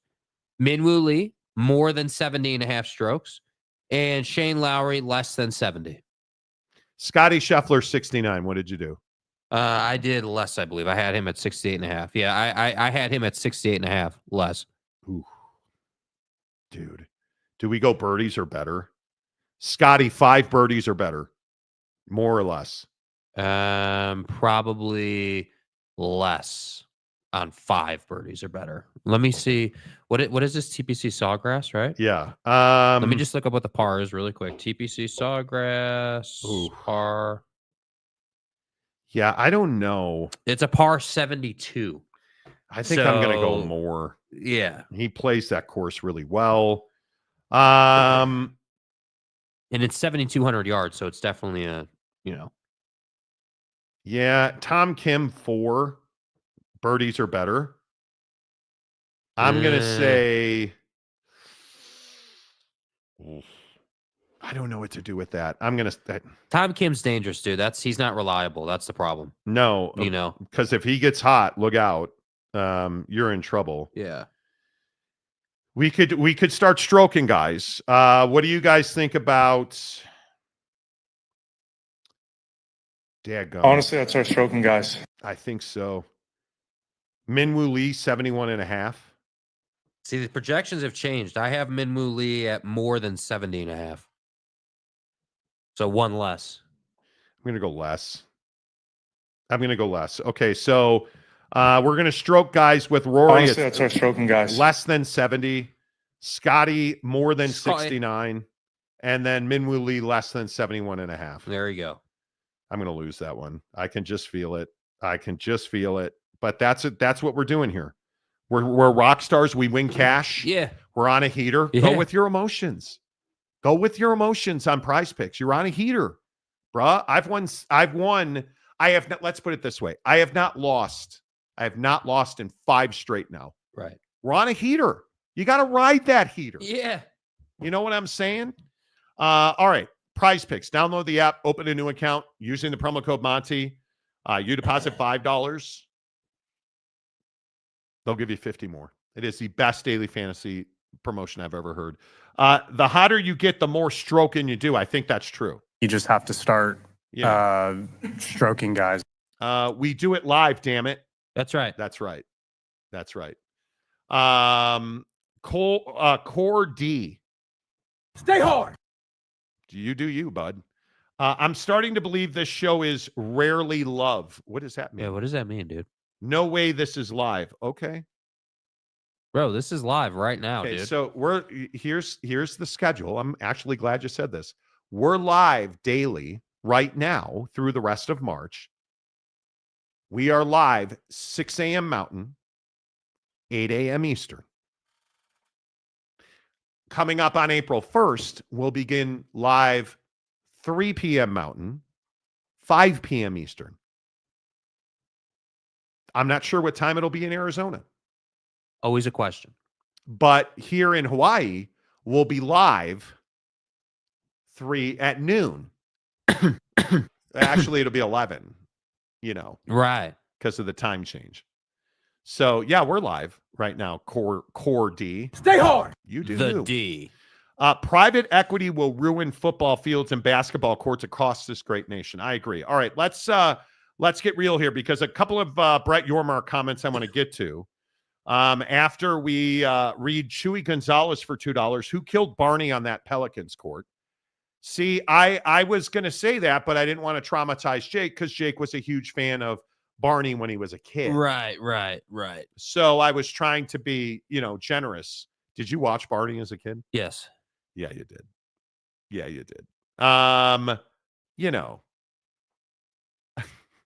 You guys really hate the Big 12 floor, which I'm shocked by. You really hate it, which is fine. Let's talk about Brett Yormark in the Big 12 because he also talked about this expansion thing. I'm really surprised that he went out on a limb like this because I've told you in our reporting, they're not talking to anybody about expansion. I don't have any reason to think that that's changed. It's been a week or so since I talked to people in the Big 12. There's no indication that they are actively pursuing universities to join their league. Their conferences, they talk to other commissioners. I continue to tell you these commissioners, especially in the Power Four, are not rivals. They are business partners. They know that. They talk all the time. So I was a little surprised to hear Brett Yormark so openly talking about expansion. Expansion isn't something that's on my radar right now for obvious reasons. But listen, this is an evolving landscape, collegiate athletics, and we always have to be ready. So I can't sit here and say we'll be 16 for the next 10 years. It'll all depend on the nuances in and around the Big 12. But I love 16. Are you surprised he said that? I think that Brett Yormark has always been a guy that wants to take a definitive stance on, expansion or any type of business with the Big 12. So I'm not necessarily surprised he said that. I think, again, he wants to basically say, hey, we're not looking at expansion right now, but that doesn't mean we're closed off to the conversation. He's also saying he really likes the makeup of the conference with 16 teams and, where the conference is going. And I have to agree. I think 16 for the Big 12 is a nice number. It's not too big. It's not too small. It's that nice kind of median, number that allows them to progress forward without having the responsibility of having 20 members in their conference or whatever. So, I'm not necessarily surprised, but, usually when commissioners get asked these kind of questions, there is something in their answer they're looking to put out there. And all I feel like he was putting out there is that they're not closed off to it, but it's not something that they're actively kind of engaged in right now. Yeah, I think 16 is the right number. I continue to tell you the people that we talk to on a regular basis on this show, nobody wants to surpass that 20 massive membership number. It's tough. When you get past really 18 is pretty doable for writing a schedule. When you're into the 20s, it is really difficult to write a schedule for all of those sports. Not just football and basketball, but all sports. Think about how arduous that is and how difficult it is to align that. I think the revenue models don't support currently going into the 20s, especially if you're the ACC and the Big 12 who are so far behind financially. I think you're asking for trouble when you get too big at this point in this current economic structure. But I'm surprised that Brett Yormark is so openly talking about where they're at 16 and that he has no desire to expand. I am surprised by that. And I think when we look at who the Big 12 is, Brett Yormark is not a guy that's afraid to say things. He's not a guy that's afraid of the media or struggles to talk to the media like certain athletic directors, north of Tijuana and south of, Carlsbad. But my point is, I think Brett Yormark is very good and very polished as an administrator. I think he wants it known that they are focused on making money right now. And we've heard that. They have their TV contract in place. They are focused on building their basketball division. They are focused on making sure that they are driving as much revenue as possible through their football programs. I'm surprised he is bluntly saying we are not expanding now. I am surprised by that. Yeah, I think that, it's a situation too where, there's so much going on in college football, or in college athletics, I should say, not just football, but in athletics, where you've got the House settlement, you've got the whole ACC thing that just went down, you've got the thing out west with the Pac-12 and the Mountain West, and then you've got the Big 12 kind of sitting in the middle of everything, geographically speaking, and they're sitting here saying, yeah, our conference is really strong, we are in a really reliable place, and there's not any impetus to expand, and I think that's really kind of the point that he was trying to hammer home, but he didn't explicitly say, is that at this time, there's not like this thing that's pushing us to expand. And when you consider all the conversations around, the Super League / new entity that's, being bandied about and talked about, like Brett Yormark is in those conversations, obviously. So I just think that now, because of the Super League thing or the new entity, whatever it's going to be called, there's definitely not a reason to have major change happening in your conference. There's every reason to be really strong, focus on success, focus on making money, stockpile money, and really get yourself in this really fortified position.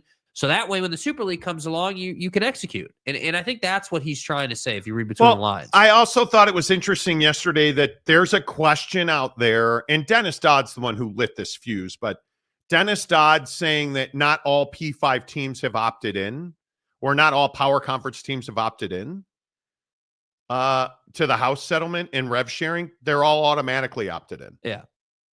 They are, as a power conference member, you are automatically opted in. So it's not like there's a question about that.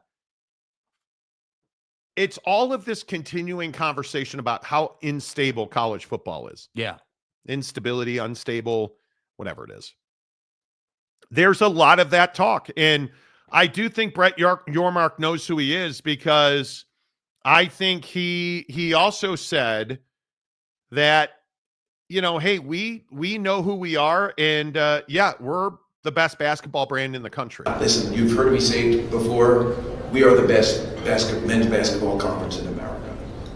No doubt about it. And when you look at the historicals over the last 5 to 10 years, follow the data. It speaks for itself. I don't disagree with them. I think they're the best basketball conference in the country. Are all of their teams playing good basketball? Not right now. They're not. Who's playing the best basketball? Very clearly the SEC. I don't think there's even a question about that. But I do think top to bottom, your best basketball league in the country is the Big 12. Right. And you look at the parity in the league, you look at the competition for recruiting in this league, look at what BYU's doing. I would expect BYU to be a top 10 team in the country next year, with the Bansa and the talent that the Bansa's allowed them to go after, the money they have to go after that talent. I would expect BYU to be an elite program next year. I would expect Utah basketball to be significantly better. I would expect the bottom teams in this league, and even the mid-table teams that are struggling, Kansas, West Virginia, excuse me, I would expect those teams to be significantly better next year. And I would expect this conference to be a significantly better basketball conference a year from now. Yeah, and I think they just got to get the job done in the tournament. I don't disagree that you're the best basketball conference in the country overall. But the reality of the situation is you haven't executed in the tournament. And so you're not realizing those tournament shares that you really should be. And we'll look to see. I mean, obviously, we've talked so much on the show about how the SEC dominated last year's tournament and got a ton of shares and made a lot of money. And that's what the Big 12 needs to do. We can't have a situation where you get, let's call it 8 teams or 10 teams in, but, only 2 of them make a deep run. You really need 5 or 6 of those teams to get to, the Sweet 16 and really pick up a couple of shares each. That way the conference can continue to thrive and continue to, keep that momentum in football. Because I do feel like football parlayed momentum into basketball. I agree. Like the ASU performance against Texas, like everyone was talking about that. You had, obviously several different storylines going in. Like Iowa State's a great example. Iowa State was contending for the Big 12 until the last couple of weeks there. And then some things changed, and now they're competing in basketball. So I'm just, my point is that the Big 12 just needs to find a way to win some of these playoff games so they can make some money.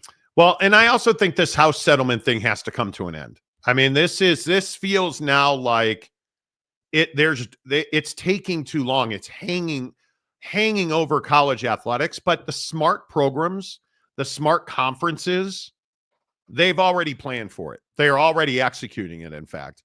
And I think that's what you have to do. This is not a small amount of money. Right. We're talking about billions of dollars. And I don't care who you are. It's a lot of money. And I think the right thing to do is to focus on building your business, as you said. And it should not be about expansion. But I'm going to just keep saying what I keep telling you guys. Arizona State basketball cannot be this shitty for perpetuity. Agreed. Like, you have got to win games. And I look at UCF, Cincinnati, Utah down in this league. So Utah, Cincinnati, UCF, Oklahoma State. I don't know what it's going to take for Oak State to get off of their collective rears, their arse, right, and win some athletic endeavors. Like, you cannot be this bad in football and basketball and think that you're going to be competitive. You're setting yourself back probably 3 years at a time in football. And then when your basketball team piles on top of that with a dynamic 15-17 season, you're setting yourself back for 5 years. Yeah. Because you can't recruit on that. You can't tell me you're building branding dollars. Like, this conference too often finds itself on the wrong side of wins and losses. And it's why, frankly, in football, and I'm trying not to be so, Danny Downer, but in football, does this Big 12 conference have a brand? Not right now. No. I think I could make the argument, again, BYU's the best athletic department in this league. And we need to start acknowledging that and talking about it. BYU is the best athletic department in this league. And why am I saying that so emphatically? Because it's a problem. It's a problem that you go and you look at the football standings in this league. Oklahoma State cannot be a winless team. Right. That is crippling to this league. Utah cannot have the terrible season they had. You can't have Arizona being 2-7 in the Big 12. Terrible. Like, you look at the nameplates at the bottom of this league. Joey McGuire cannot be an 8-5 football team this year. Joey McGuire's got to compete for a Big 12 championship this season. 100%. Baylor cannot continue to be mediocre in everything athletically. In your revenue-generating sports like basketball and football, Baylor is strictly average. Can't be. You can't be terrible like Utah football was and Utah basketball was. You can't be terrible like Oak State has been. You can't be mid like so many teams in this league are. And then cry a river about how you're not successful. Like, that's what we see in the Big 12 is, hey, we didn't win anything. And now all of our fans are crying a river about how bad we are. And, now we're going to spin the narrative about why we cut dude's salary or fired this guy or that guy or whatever it might be. And I think ultimately, again, as I always say, like, winning helps you win off the field. So if you win on the football field, you're going to help yourself win off the football field with recruiting. And that's going to help you win back on the field again. And I just think that the Big 12, I always hesitate, like, questioning people's motives or like what they prioritize at the highest level. But there are times in the Big 12, especially in football, but now in basketball, where it's like, man, I'm looking at your program and I'm like, dude, like, what is the highest priority? Because if it's not winning, I don't know why you're doing this. And again, I go to Utah as an example. You completely clean house on the offensive side of the football.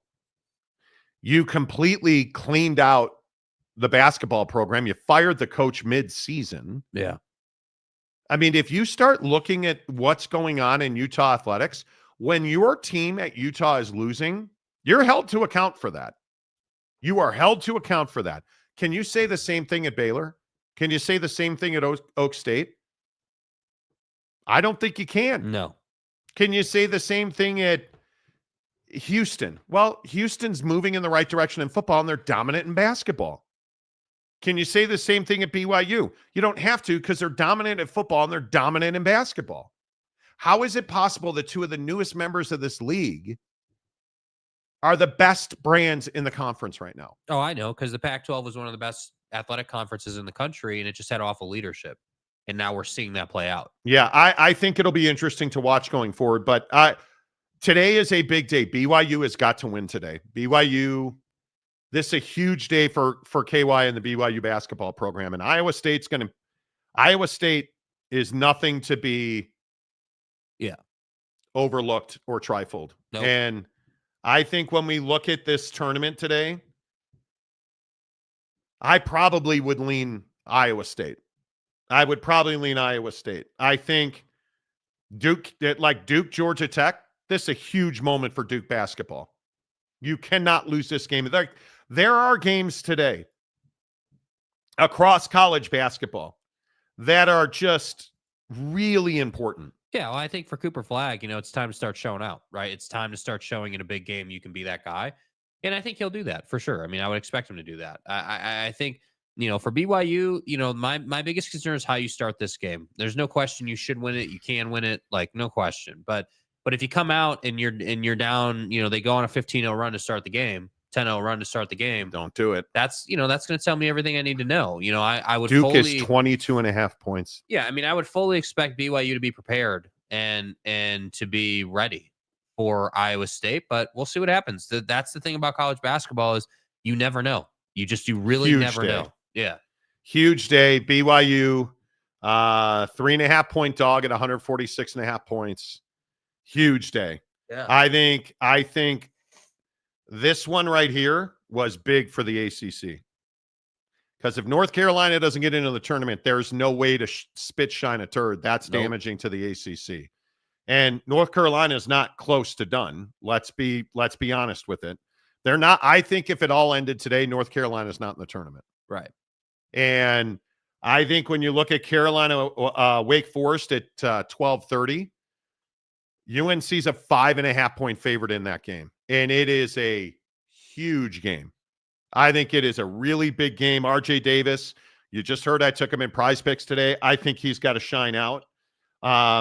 And I'm really curious because I think SMU, Clemson, Louisville, I mean, that's a good win for Stanford over Cal yesterday. I don't think does Stanford get in? Probably not.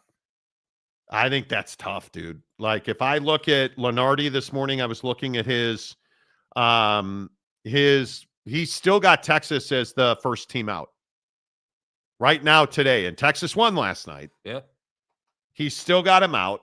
He's got San Diego State, Indiana, Xavier, and Carolina now as the last four in. He's got Colorado. Boise State is still on the outside looking in.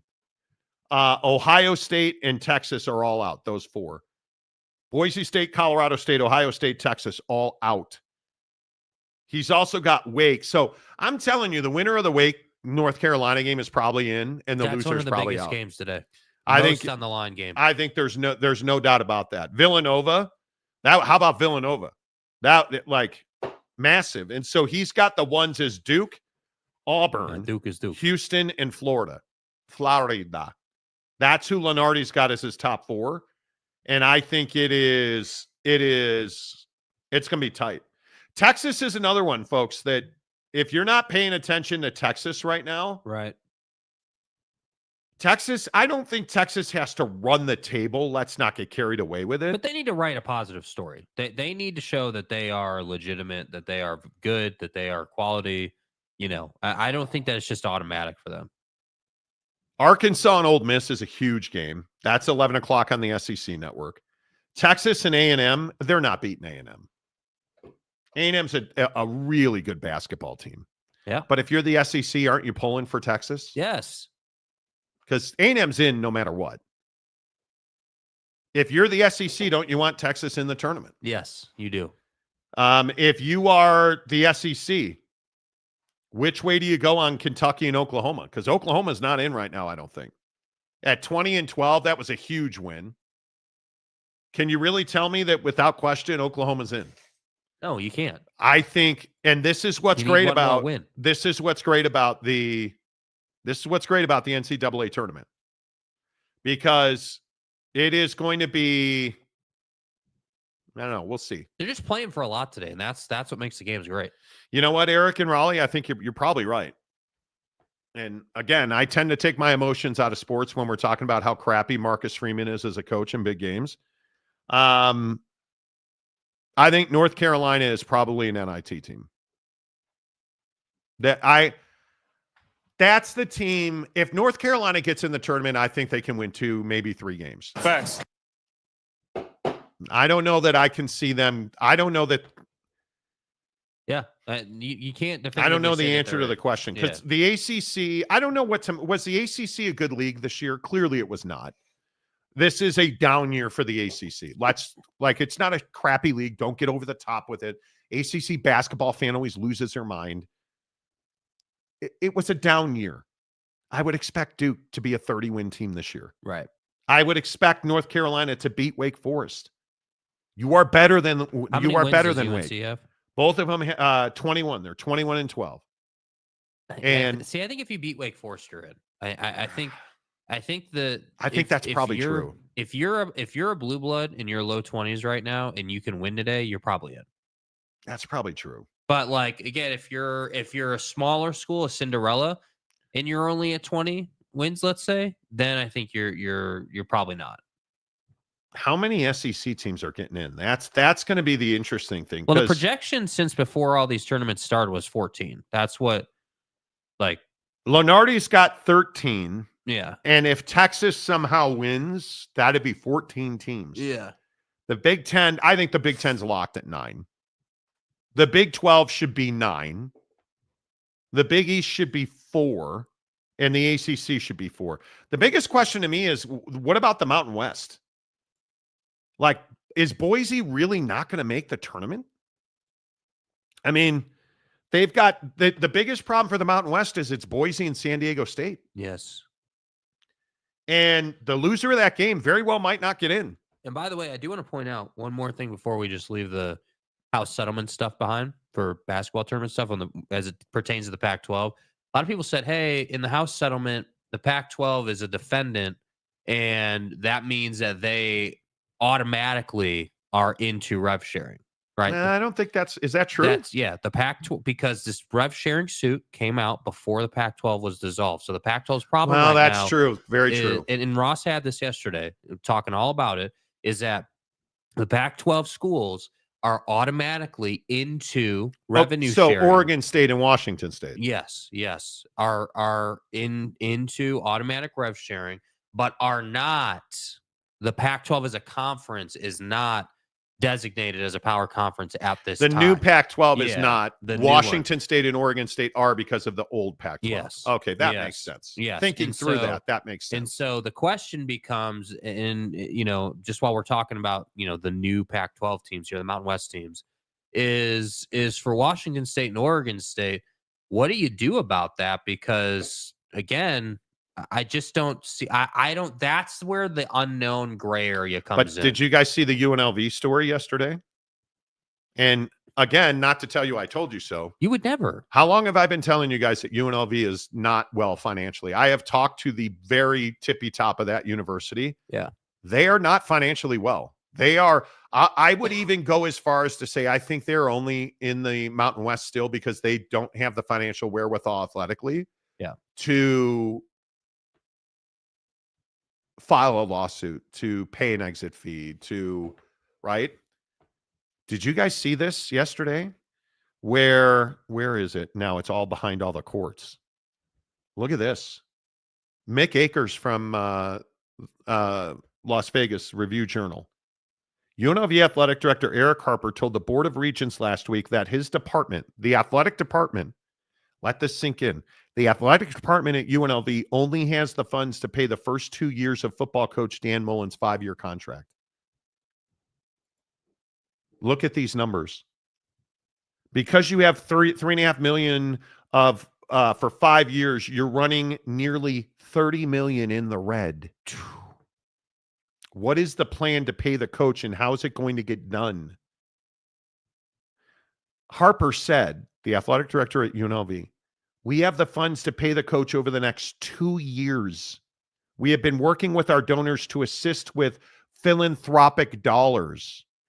So, and I know, Monty don't know nothing, but I told you, They're struggling to fundraise.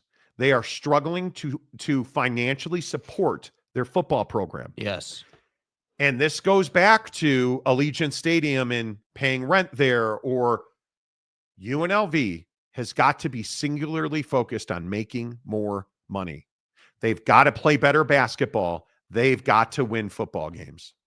Does this not further the narrative around Matthew Sluka and his NIL situation?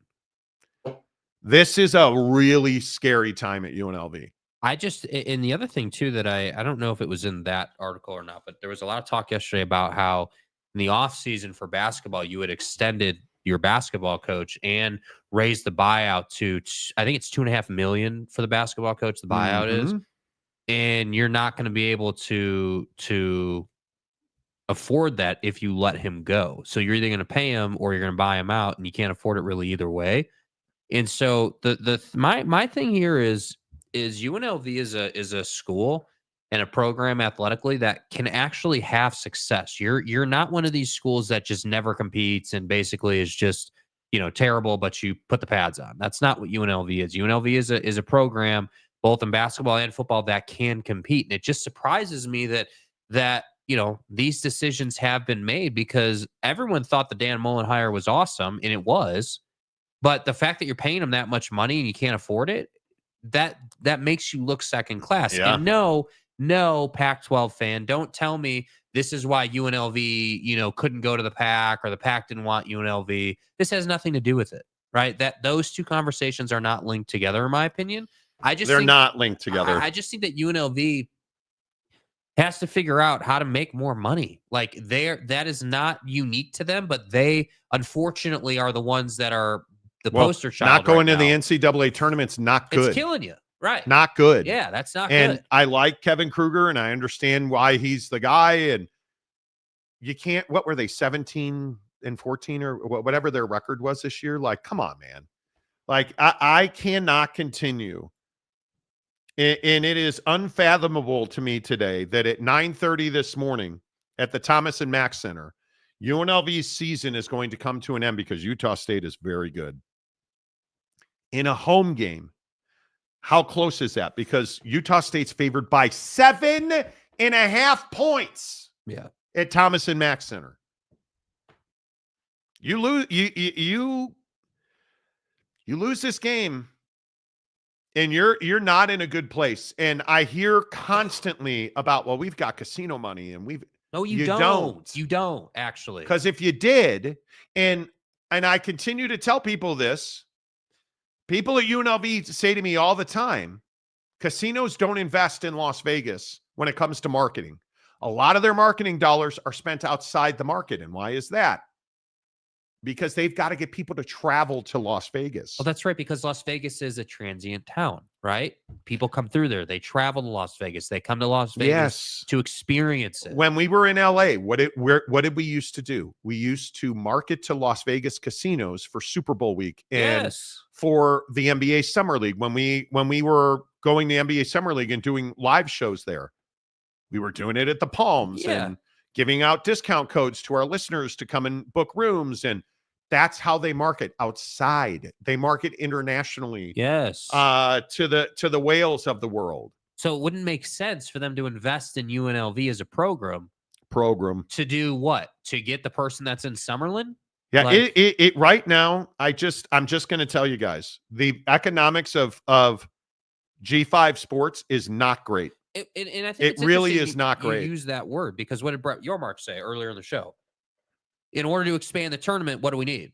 We need the economics to add up. We need essentially the TV partners to pony up and pay if they want us to, if we're going to have more slots. Yeah. And so I think about the economics of college athletics, and whether you're Brett Yormark in the Big 12 and you're answering a question about expanding the tournament and being in favor of that, or you're UNLV trying to survive, bro, you're damn near $30 million in the red, and you don't have a way out of that. And so my question is, at what point, what's going to take place to fix this? Because again, as when we had Dr. Ed Scott on the show, you guys remember what he said about private equity, right? And schools looking at that. Hey, we've looked at it in an exploratory way, but I'm not in the business of taking loans that I don't know how I'm going to repay. It's wild. So- And what Gloria Navarez said when she was on this show about the economics and talking about, the money of TV deals. Yeah. And I know, again, I don't know anything, but I'm telling you, the Pac-12 and the Mountain West, whoever gets that first TV extension, and it's a very different conversation because the Mountain West has a TV deal. Right.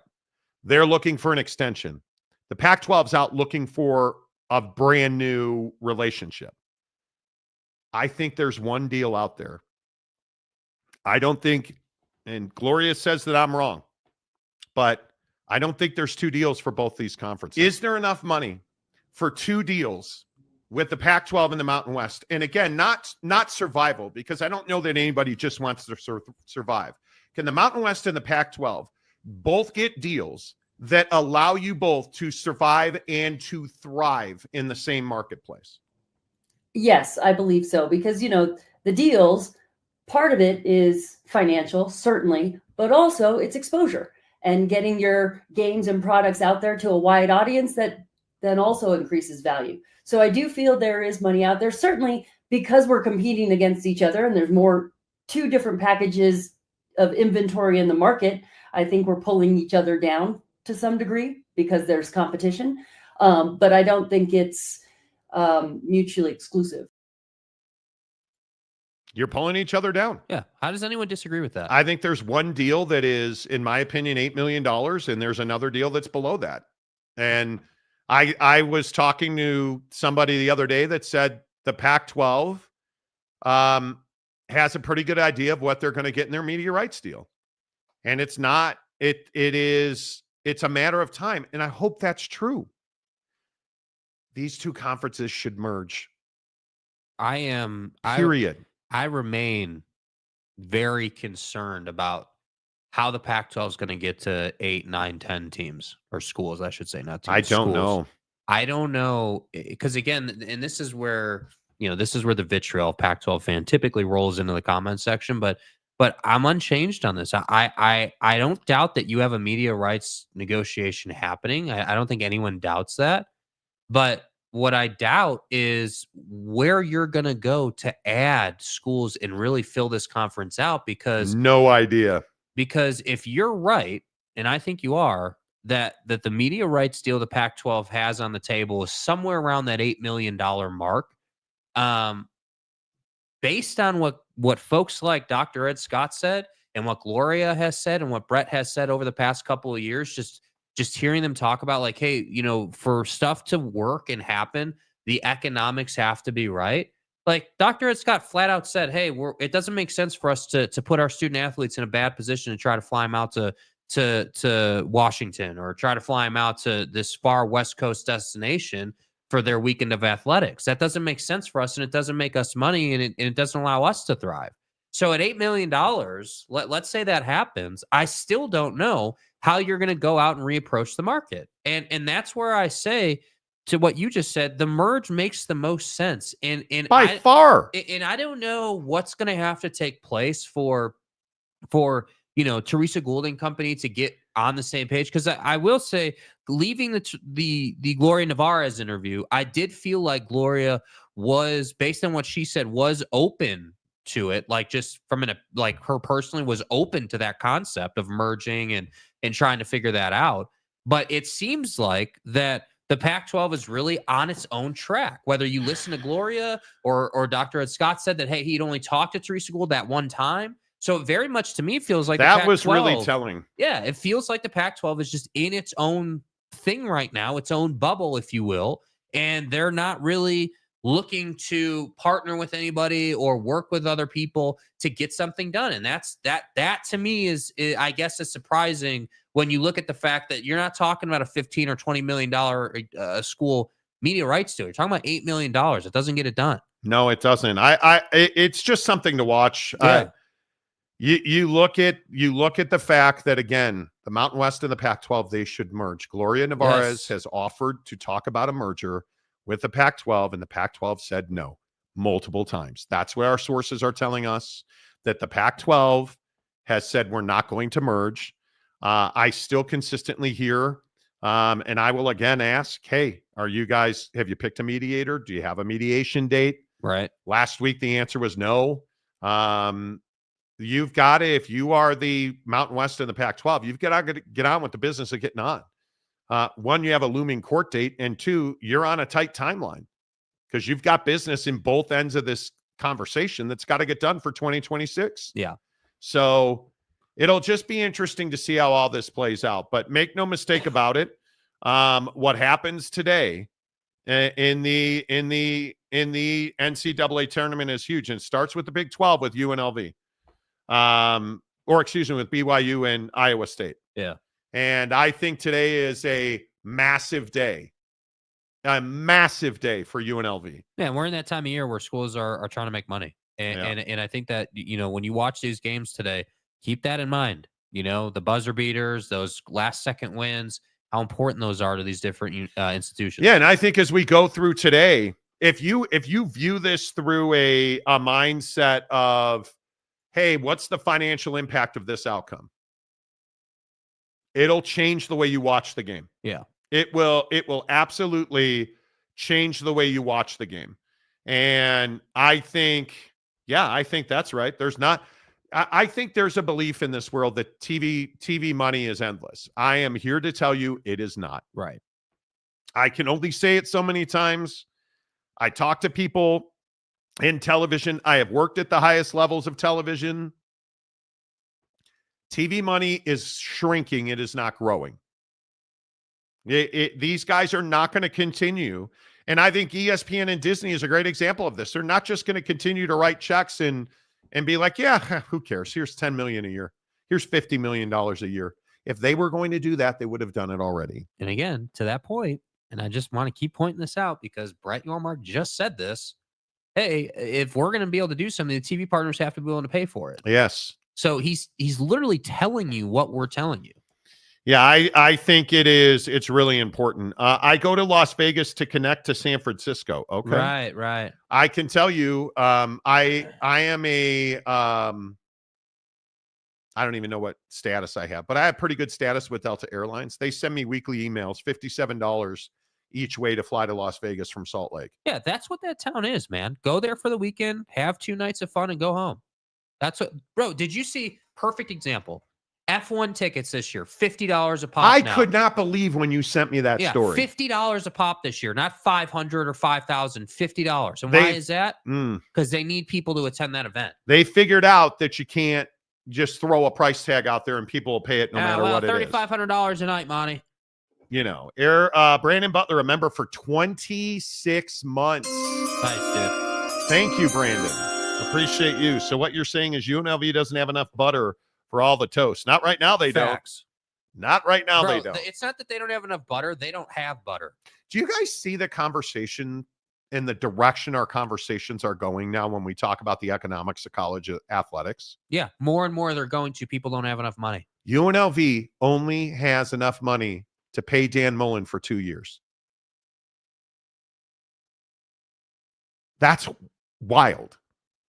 That is wild. And that was said in a public forum at a Board of Regents meeting by the athletic director. And again, I would also point out that's pretty unprecedented. I've never heard that before. Yeah, I've never heard of a school signing a contract with somebody or signing someone to a contract and then only having 2 of the 5 years funded. When's the last time we heard something like that? Yeah, that's crazy. The $240 million abacus mistake in Tucson. Yeah, great example. The accounting mistake that, well, how did that mistake happen? Oh, that's right. They were using their daily cash to pay for athletics. They were making so little money on athletics at Arizona through the pandemic that they went to dip into the University of Arizona's daily cash, like how they pay the janitor and the professors and the people for pencils and paper. Yeah. That's how they were paying for athletics. And then somebody put a decimal in the wrong spot and they misplaced $240 million. Yeah. That's what these stories. I thought you said they misplaced $240 million. Read that headline. My friends, read the headline. They've only got 2 years of money on hand at UNLV football to pay the coach. So if you can only pay your coach for 2 years, what does that say to Rydell about helmets? Yeah. Training table, paying for football, stadium facility issues. What does it say to kids who were Dude. considering you? They're not going to go there. Dude, like it's a big deal. Yeah. I am. Yeah. Well, yeah, and that could be true. UNLV only has margarine. Right. How much are hotels for the race, though? Probably I don't know. significantly more expensive. Probably more expensive. What's up, Shouty? Shouty. And donuts. Apparently, the PAC network is basically useless. Not useless. Is it an asset or a liability? I think it depends who you ask. I think that's exactly right. It depends who you ask. If you are producing your own games for the CW, having all that equipment in that facility is an asset. Clutch. If you wind up selling your games to ESPN, let's say, who will only produce their own games, that's a liability now. It's a liability now. So I don't think we know the answer to that in all situations. I really don't. The Hawaiian golfer. Is this a surprise? UNLV already had skimped out on NIL payments for its quarterback last year, which is what Jake said. Yeah. Yeah, I mean, I just think, and again, we don't have proof that these two are tied together, right? The NIL thing. We don't. We don't have proof of that. But what we do have is the optics, if you will. The optics are not great around, hey, well, if you guys only have 2 out of the 5 years for Dan, is that why you didn't pay Sluka or what? Maybe Sluka wasn't lying. Yeah, maybe, you know what I mean? So we don't have proof, hard evidence that they're connected.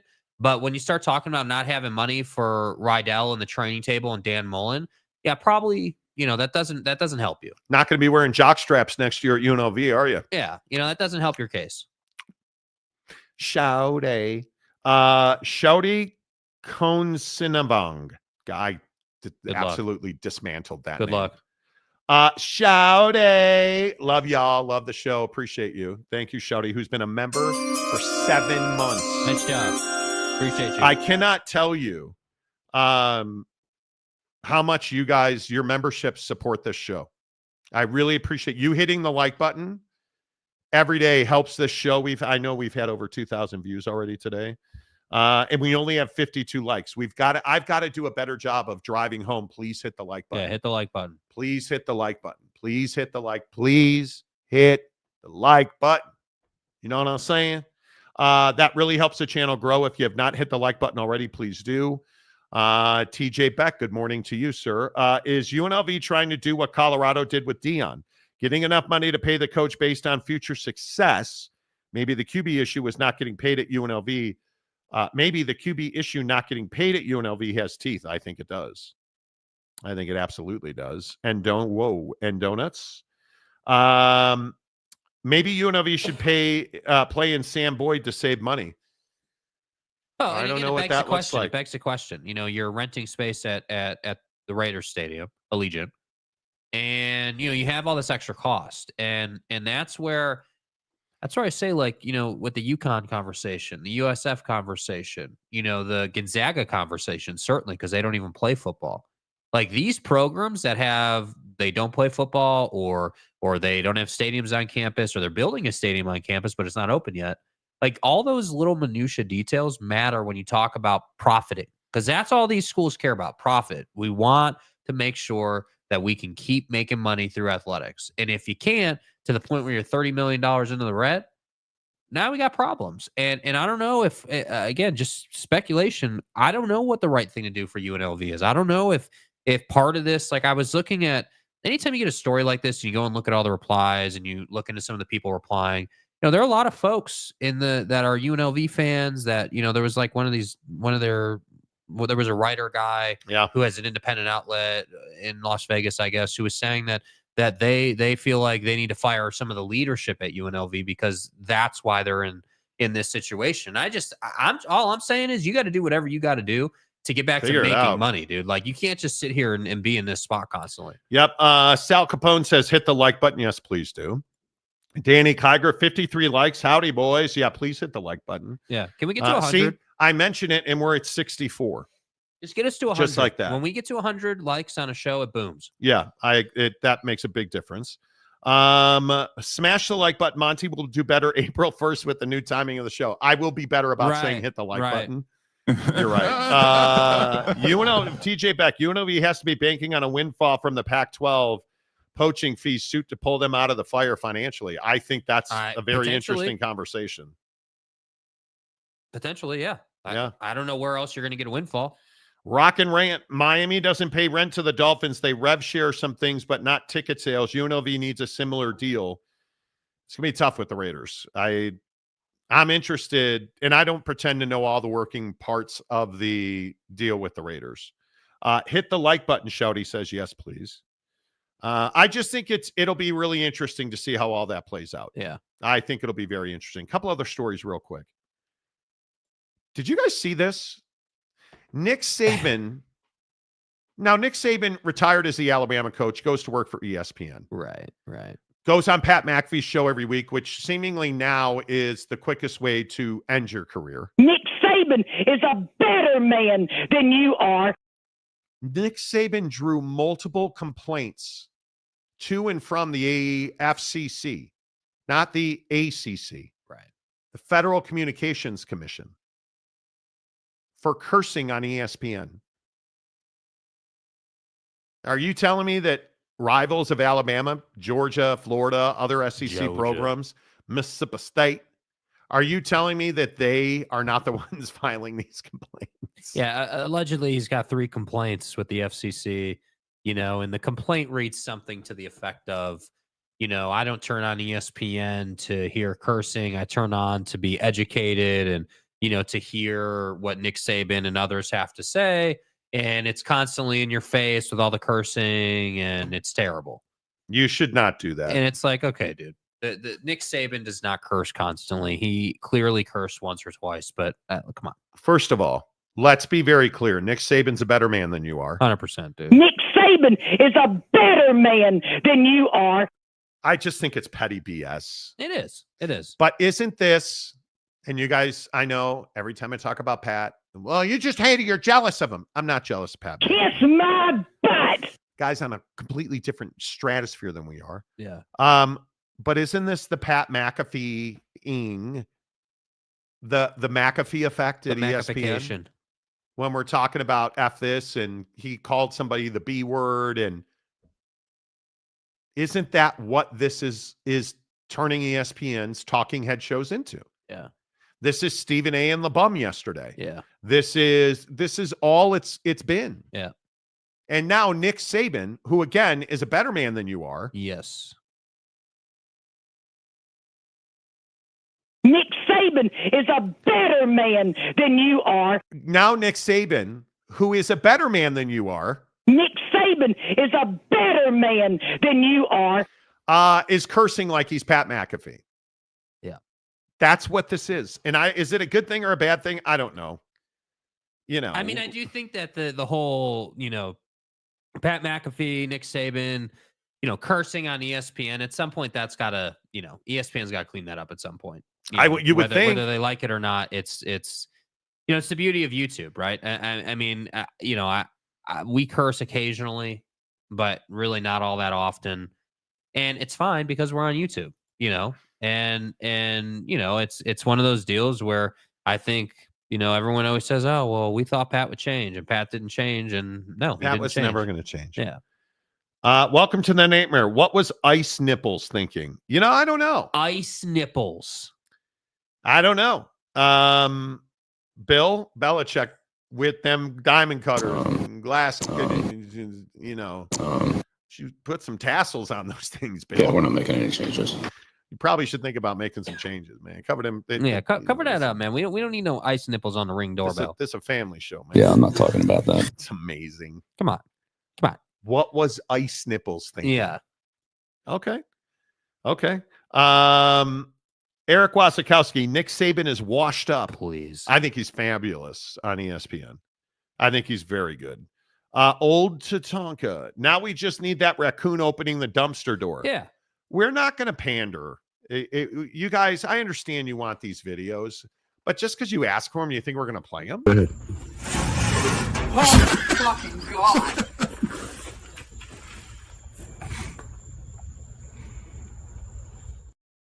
Bill Belichick walking out the door in the morning.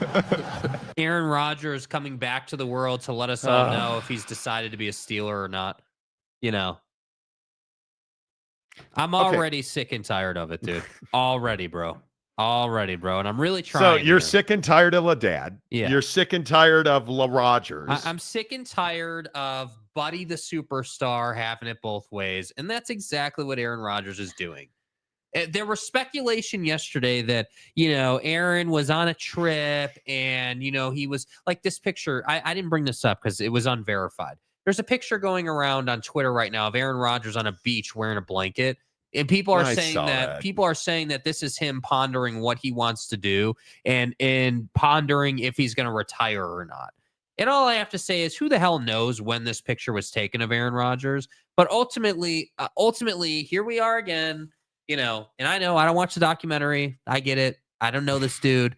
But here we are again. Why are you being a red ass? Waiting for Aaron Rodgers to make a decision on his future that affects like 5 other teams who are trying to get him. That's my point. That's why I felt like yesterday we had officially entered the Aaron Rodgers twilight zone of free agency. Why I see, and again, this goes back to I don't know why this is such a thing for you.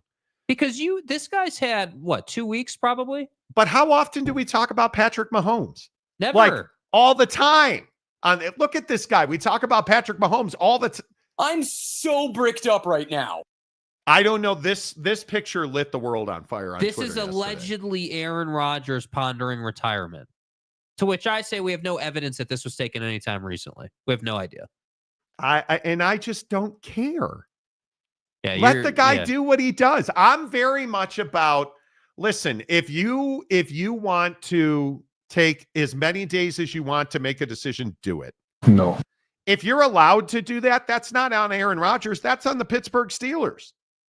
Right? Because I think everybody pretty much agrees that Russ is done. I think Russell Wilson ends up with the Giants. Uh-huh. He is visiting Cleveland, and then Friday tomorrow he'll be flying to New York to visit with the Giants. My guess is he'll wind up being, do you want to throw the ball to Malik Neighbors? Yeah, I do. Okay, great. Let's get a contract done. Right. Why does Aaron Rodgers have to make a decision right now? Because the Steelers aren't telling him that. I think if I'm Aaron Rodgers, the Steelers' job is the one that I want. And my guess is it's either done or it's about to be done. Right. Because what is there to contemplate on a beach? It's not like he's in the darkness crapping himself again. A lot. Right? Mr. Ayahuasca is not. Hey, maybe listen, maybe he's already made his decision and he's just enjoying it. Maybe he's already got his decision made. So much. Yeah, I do. I there's no like you're dragging this process out, bro. Because he's allowed to. Right. That doesn't mean I have to like it. Yeah. I think when we look at Aaron Rodgers, it's remarkable that for the first time in his entire NFL career, he's a free agent.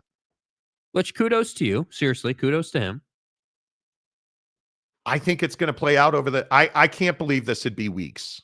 The Steelers cannot wait weeks. They can't. They need to make a quarterback decision because now that Darnold's not available anymore, I thought he was the best available quarterback option for Cleveland. Yeah. The Giants, the Jets. He's not available. The Steelers cannot stay with Justin Fields because Fields is not good enough. And now he's a New York Jet. Russ, who was your starter last year, is probably going to end up with the Giants. How many guys do they have? How many options are left at quarterback, and how many teams are going to sign Aaron Rodgers? Right. It's going to happen, right? But I'm just not triggered by it. You guys, everybody being pissed off that he's wearing a blanket on the beach. Okay. I mean, that's fine. Do you, right? Yeah. Phenomenal Hebrew. I think Aaron Rodgers gets more hate now than Donald Trump. Nobody gets more hate than, although Donald now apparently is not the president anymore. He's selling cars. He works at Tesla now. Did you guys see that whole thing yesterday? This is corny stuff. Donald Trump selling Tesla. Do you guys believe that Donald Trump knows how to drive a car?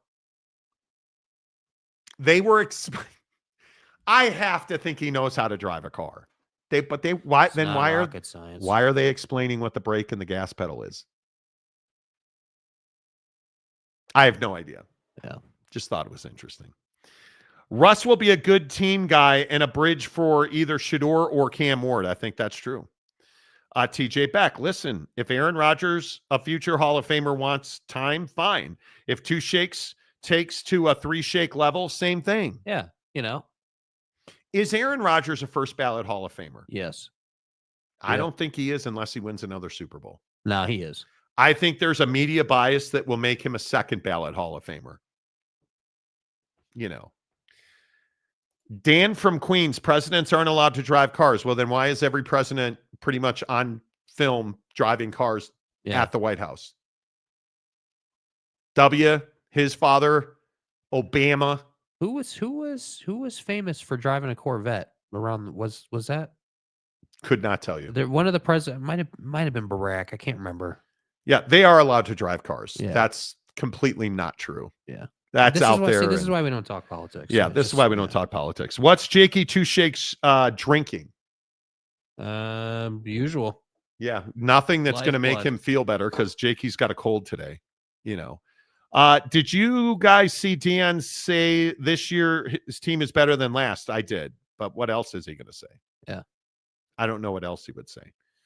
Okay, before we decline to continue speaking, what are you guys doing? Did you guys see this story? Let me put a graphic up that will blow your mind. What? I'm sorry. Did you say that global fast food from 2025 to 2029 will see a 35% increase? 3% this year? That you're going to grow $120 million? Who's going to eat all that fast food? Who is going? 21,000 reports covering niche topics on fast food have been aggregated to say $120 billion in growth over the next several years in fast food. Yeah. How much fast food are we eating, you fat asses? Fat. That's wild. Yeah, dude. It's you know what it is too. I think it's just a matter of convenience. People don't want to cook. Like, okay, what is fast food? You got it through a drive-through window? Yes, in my opinion, fast food you have to have a drive-through. You do. So is Chipotle fast food? Chipotle's fast casual. The Chipotlane is not a traditional drive-through. Is Starbucks fast food? Yes, Starbucks is fast food. Yes. You can order from your car. Dutch Bros. That's all fast food. That's all fast food. McDeezy, yes. Culver's, Wendy's, all of Jack, it is fast food. In-N-Out. When's the last time you ate fast food? Last week, I think. 2 weeks ago at Jack in the Box when I curb rashed a wheel. Right. Yeah. It's the last time I ate fast food. Yeah. Now Chipotle's different. I had a Chipotle burrito last weekend. Not fast food.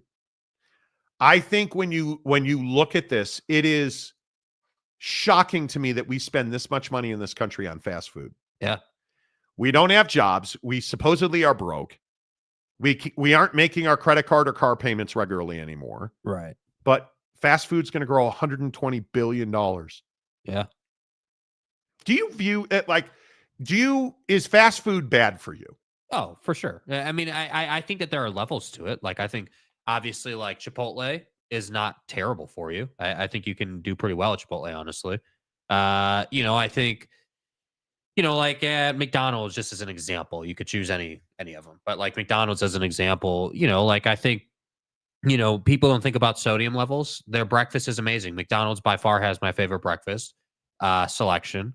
But they have a lot of sodium in their breakfast food, in their breads and in their muffins and in the things that they have. And so that's not great for you, But yeah, I think that fast food is not great for you. I mean, there's no getting away from that. If you were to, fry 3 eggs with a whole grain Dave's Killer Bread and, like some sausage, let's say from Costco, that's going to be a lot better for you than a sausage McGriddle, like it just is. So that's why I say I think it's a matter of convenience. I think that one thing I think is definitely in play is that people don't have time, don't want to, whatever it is, They don't want to meal prep, and I think a lot of people think it's more expensive to meal prep when in fact it is less expensive. It's far less expensive. It's less expensive when you add it all up. So I don't know, man. I think that look, I enjoy fast food just as much as anyone else. I love food, man. It's we all do, but ultimately at some point, we as people can't be so busy that fast food is really our only option. Because I do believe right now in our country, that's a lot of people's problem is they're so busy with their kids, with life, with their job, with things they're doing, that it becomes difficult to take 5 hours on a Sunday and prep and do all the things you need to do. I don't disagree with that. I just think it's really interesting that it's billions of dollars. Yeah.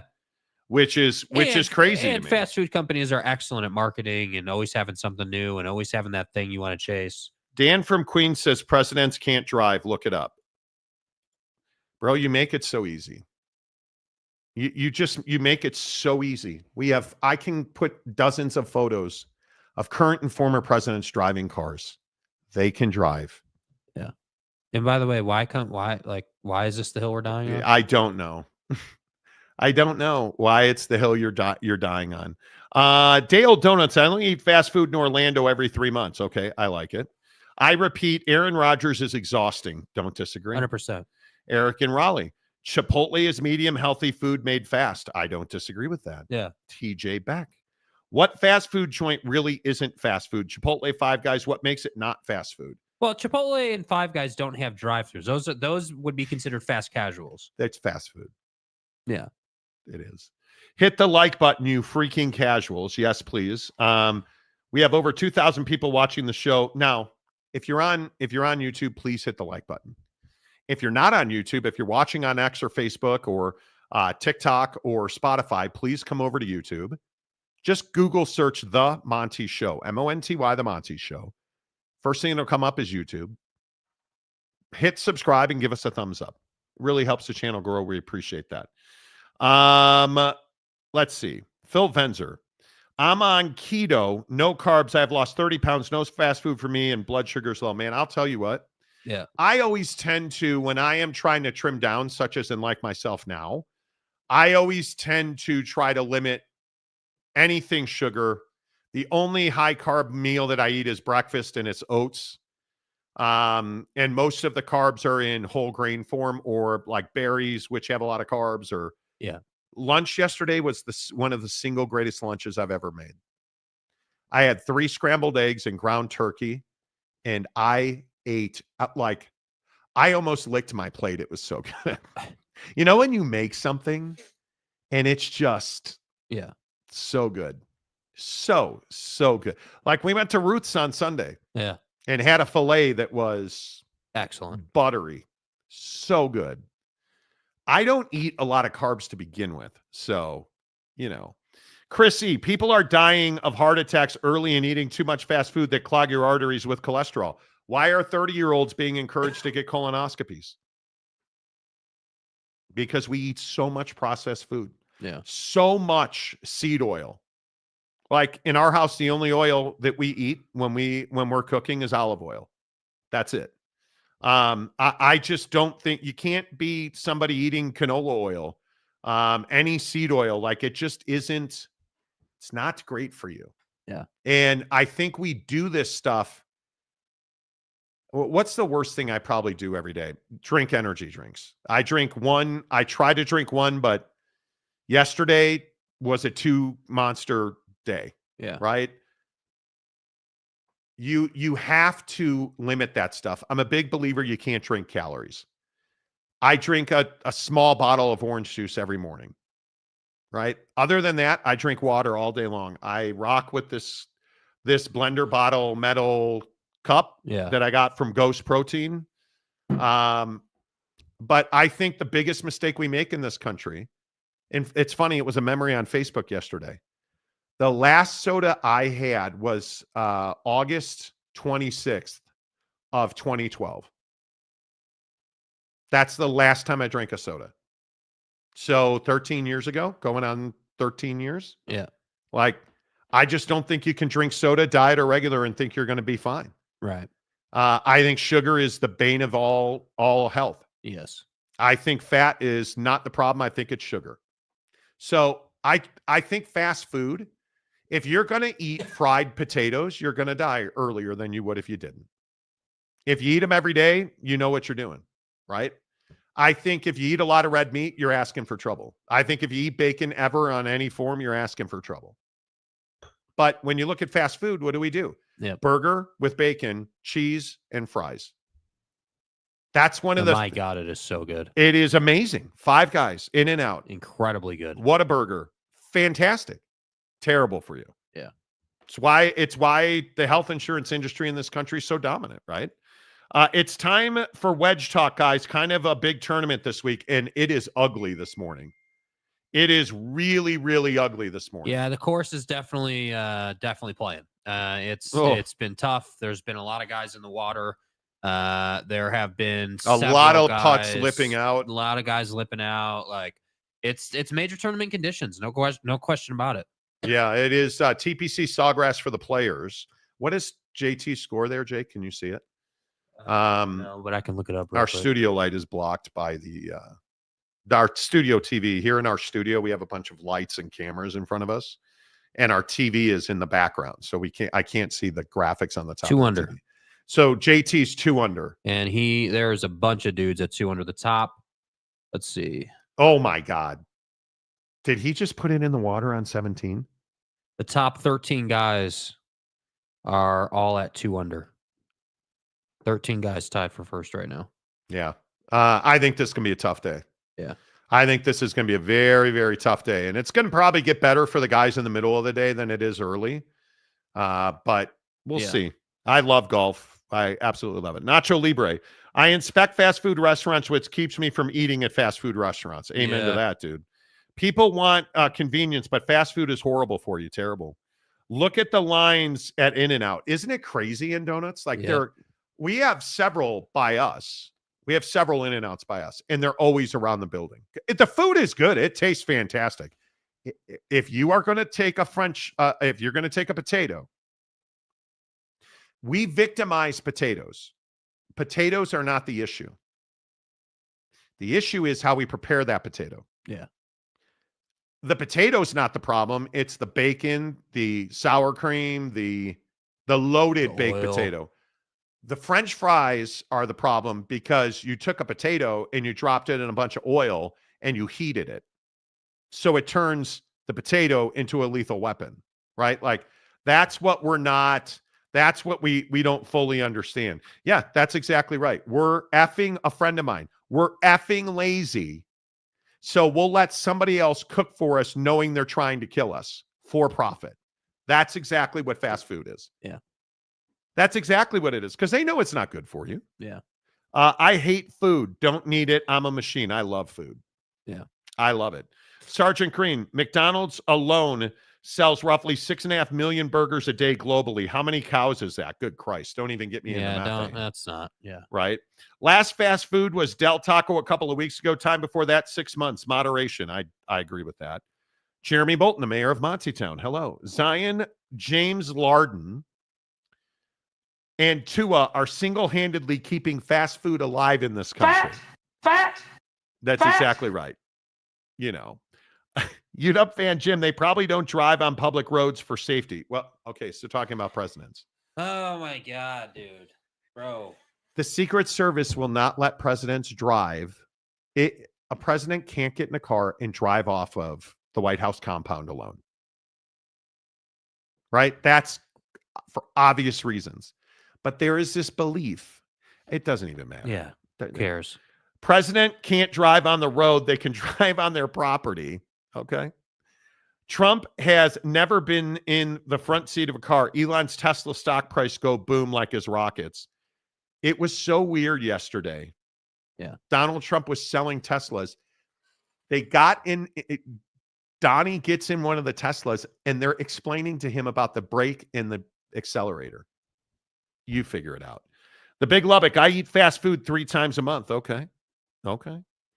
I think I'm going to make a Monty character on my PGA Tour 2025 game or 2K25 game. You should. Yeah. I played exceptional golf last weekend. Well, one round was terrible, but I was not there for it. Yeah. And the Monday round of golf was awesome. I shot a 3 over, hit the driver. Dude, I'm telling you, the PXG mini driver, it is called the secret weapon. And I am telling you right now, that PXG mini driver, I'm hitting at 300 yards. On your shorter par fours, on your 400-yard par fours, you rarely are able to control a driver in that atmosphere. The PXG secret weapon, I'm hitting a cut exceptionally well. The number one tee at our home course is Glenmore. You have to hit it over the driving range net. There's a corner. It's not a dogleg left. It's a straight into a left turn. I pulled out the PXG secret weapon mini driver and hit it 302-ish, 300. I hit a rocket. It was amazing. The next hole is a dogleg right. I hit a cut shot, which means it goes a little right. I mean, it's an amazing club. Yeah. I don't know why we haven't had mini drivers all the way around. And if you're somebody that plays golf, I don't know if you guys are mini golf or are mini driver guys, you should get one. And I think most people recognize it's either the TaylorMade or the PXG secret weapon. I've hit both of them now. I think the secret weapon just performs better at the amateur level. What they do on the PGA Tour, I don't know. The amateur is going to hit the PXG secret weapon better as a mini driver, and I love it. All right, before we get out of here, let's read a couple more. What does Damien say? Good morning, Damien. Good to see you. Morning, boys. Jake, try the neti pot. Yeah, Jake's struggling with his cold and flu this morning. Yeah. So the Big Lubbock, I'm pro oil gas, so Texas Tech can buy another portal class. There you go. Yeah. There you go. That's all what I'm money. saying. Richie Dubs, good morning. How you doing, Richie Dubs? Good to see you. The Monty Show is always, The Monty Show is always presented by The Advocates, theadvocates.com. April 1st, we're going back to afternoons. 2 Pacific, 3 Mountain, 5 You're Eastern. welcome. Everybody's been asking for it, so we're doing it. We'll be here tomorrow morning on a Friday. Yes, next Friday we are off. We're going to be out of town. Back tomorrow morning. Thank you all for being here. If you have not hit the like button on your way out, please hit the like button. It really helps us. Are you going to feel better tomorrow? No idea. Hopefully. There you go. Until tomorrow, say goodbye, Snot Rocket. Goodbye, Snot Rocket.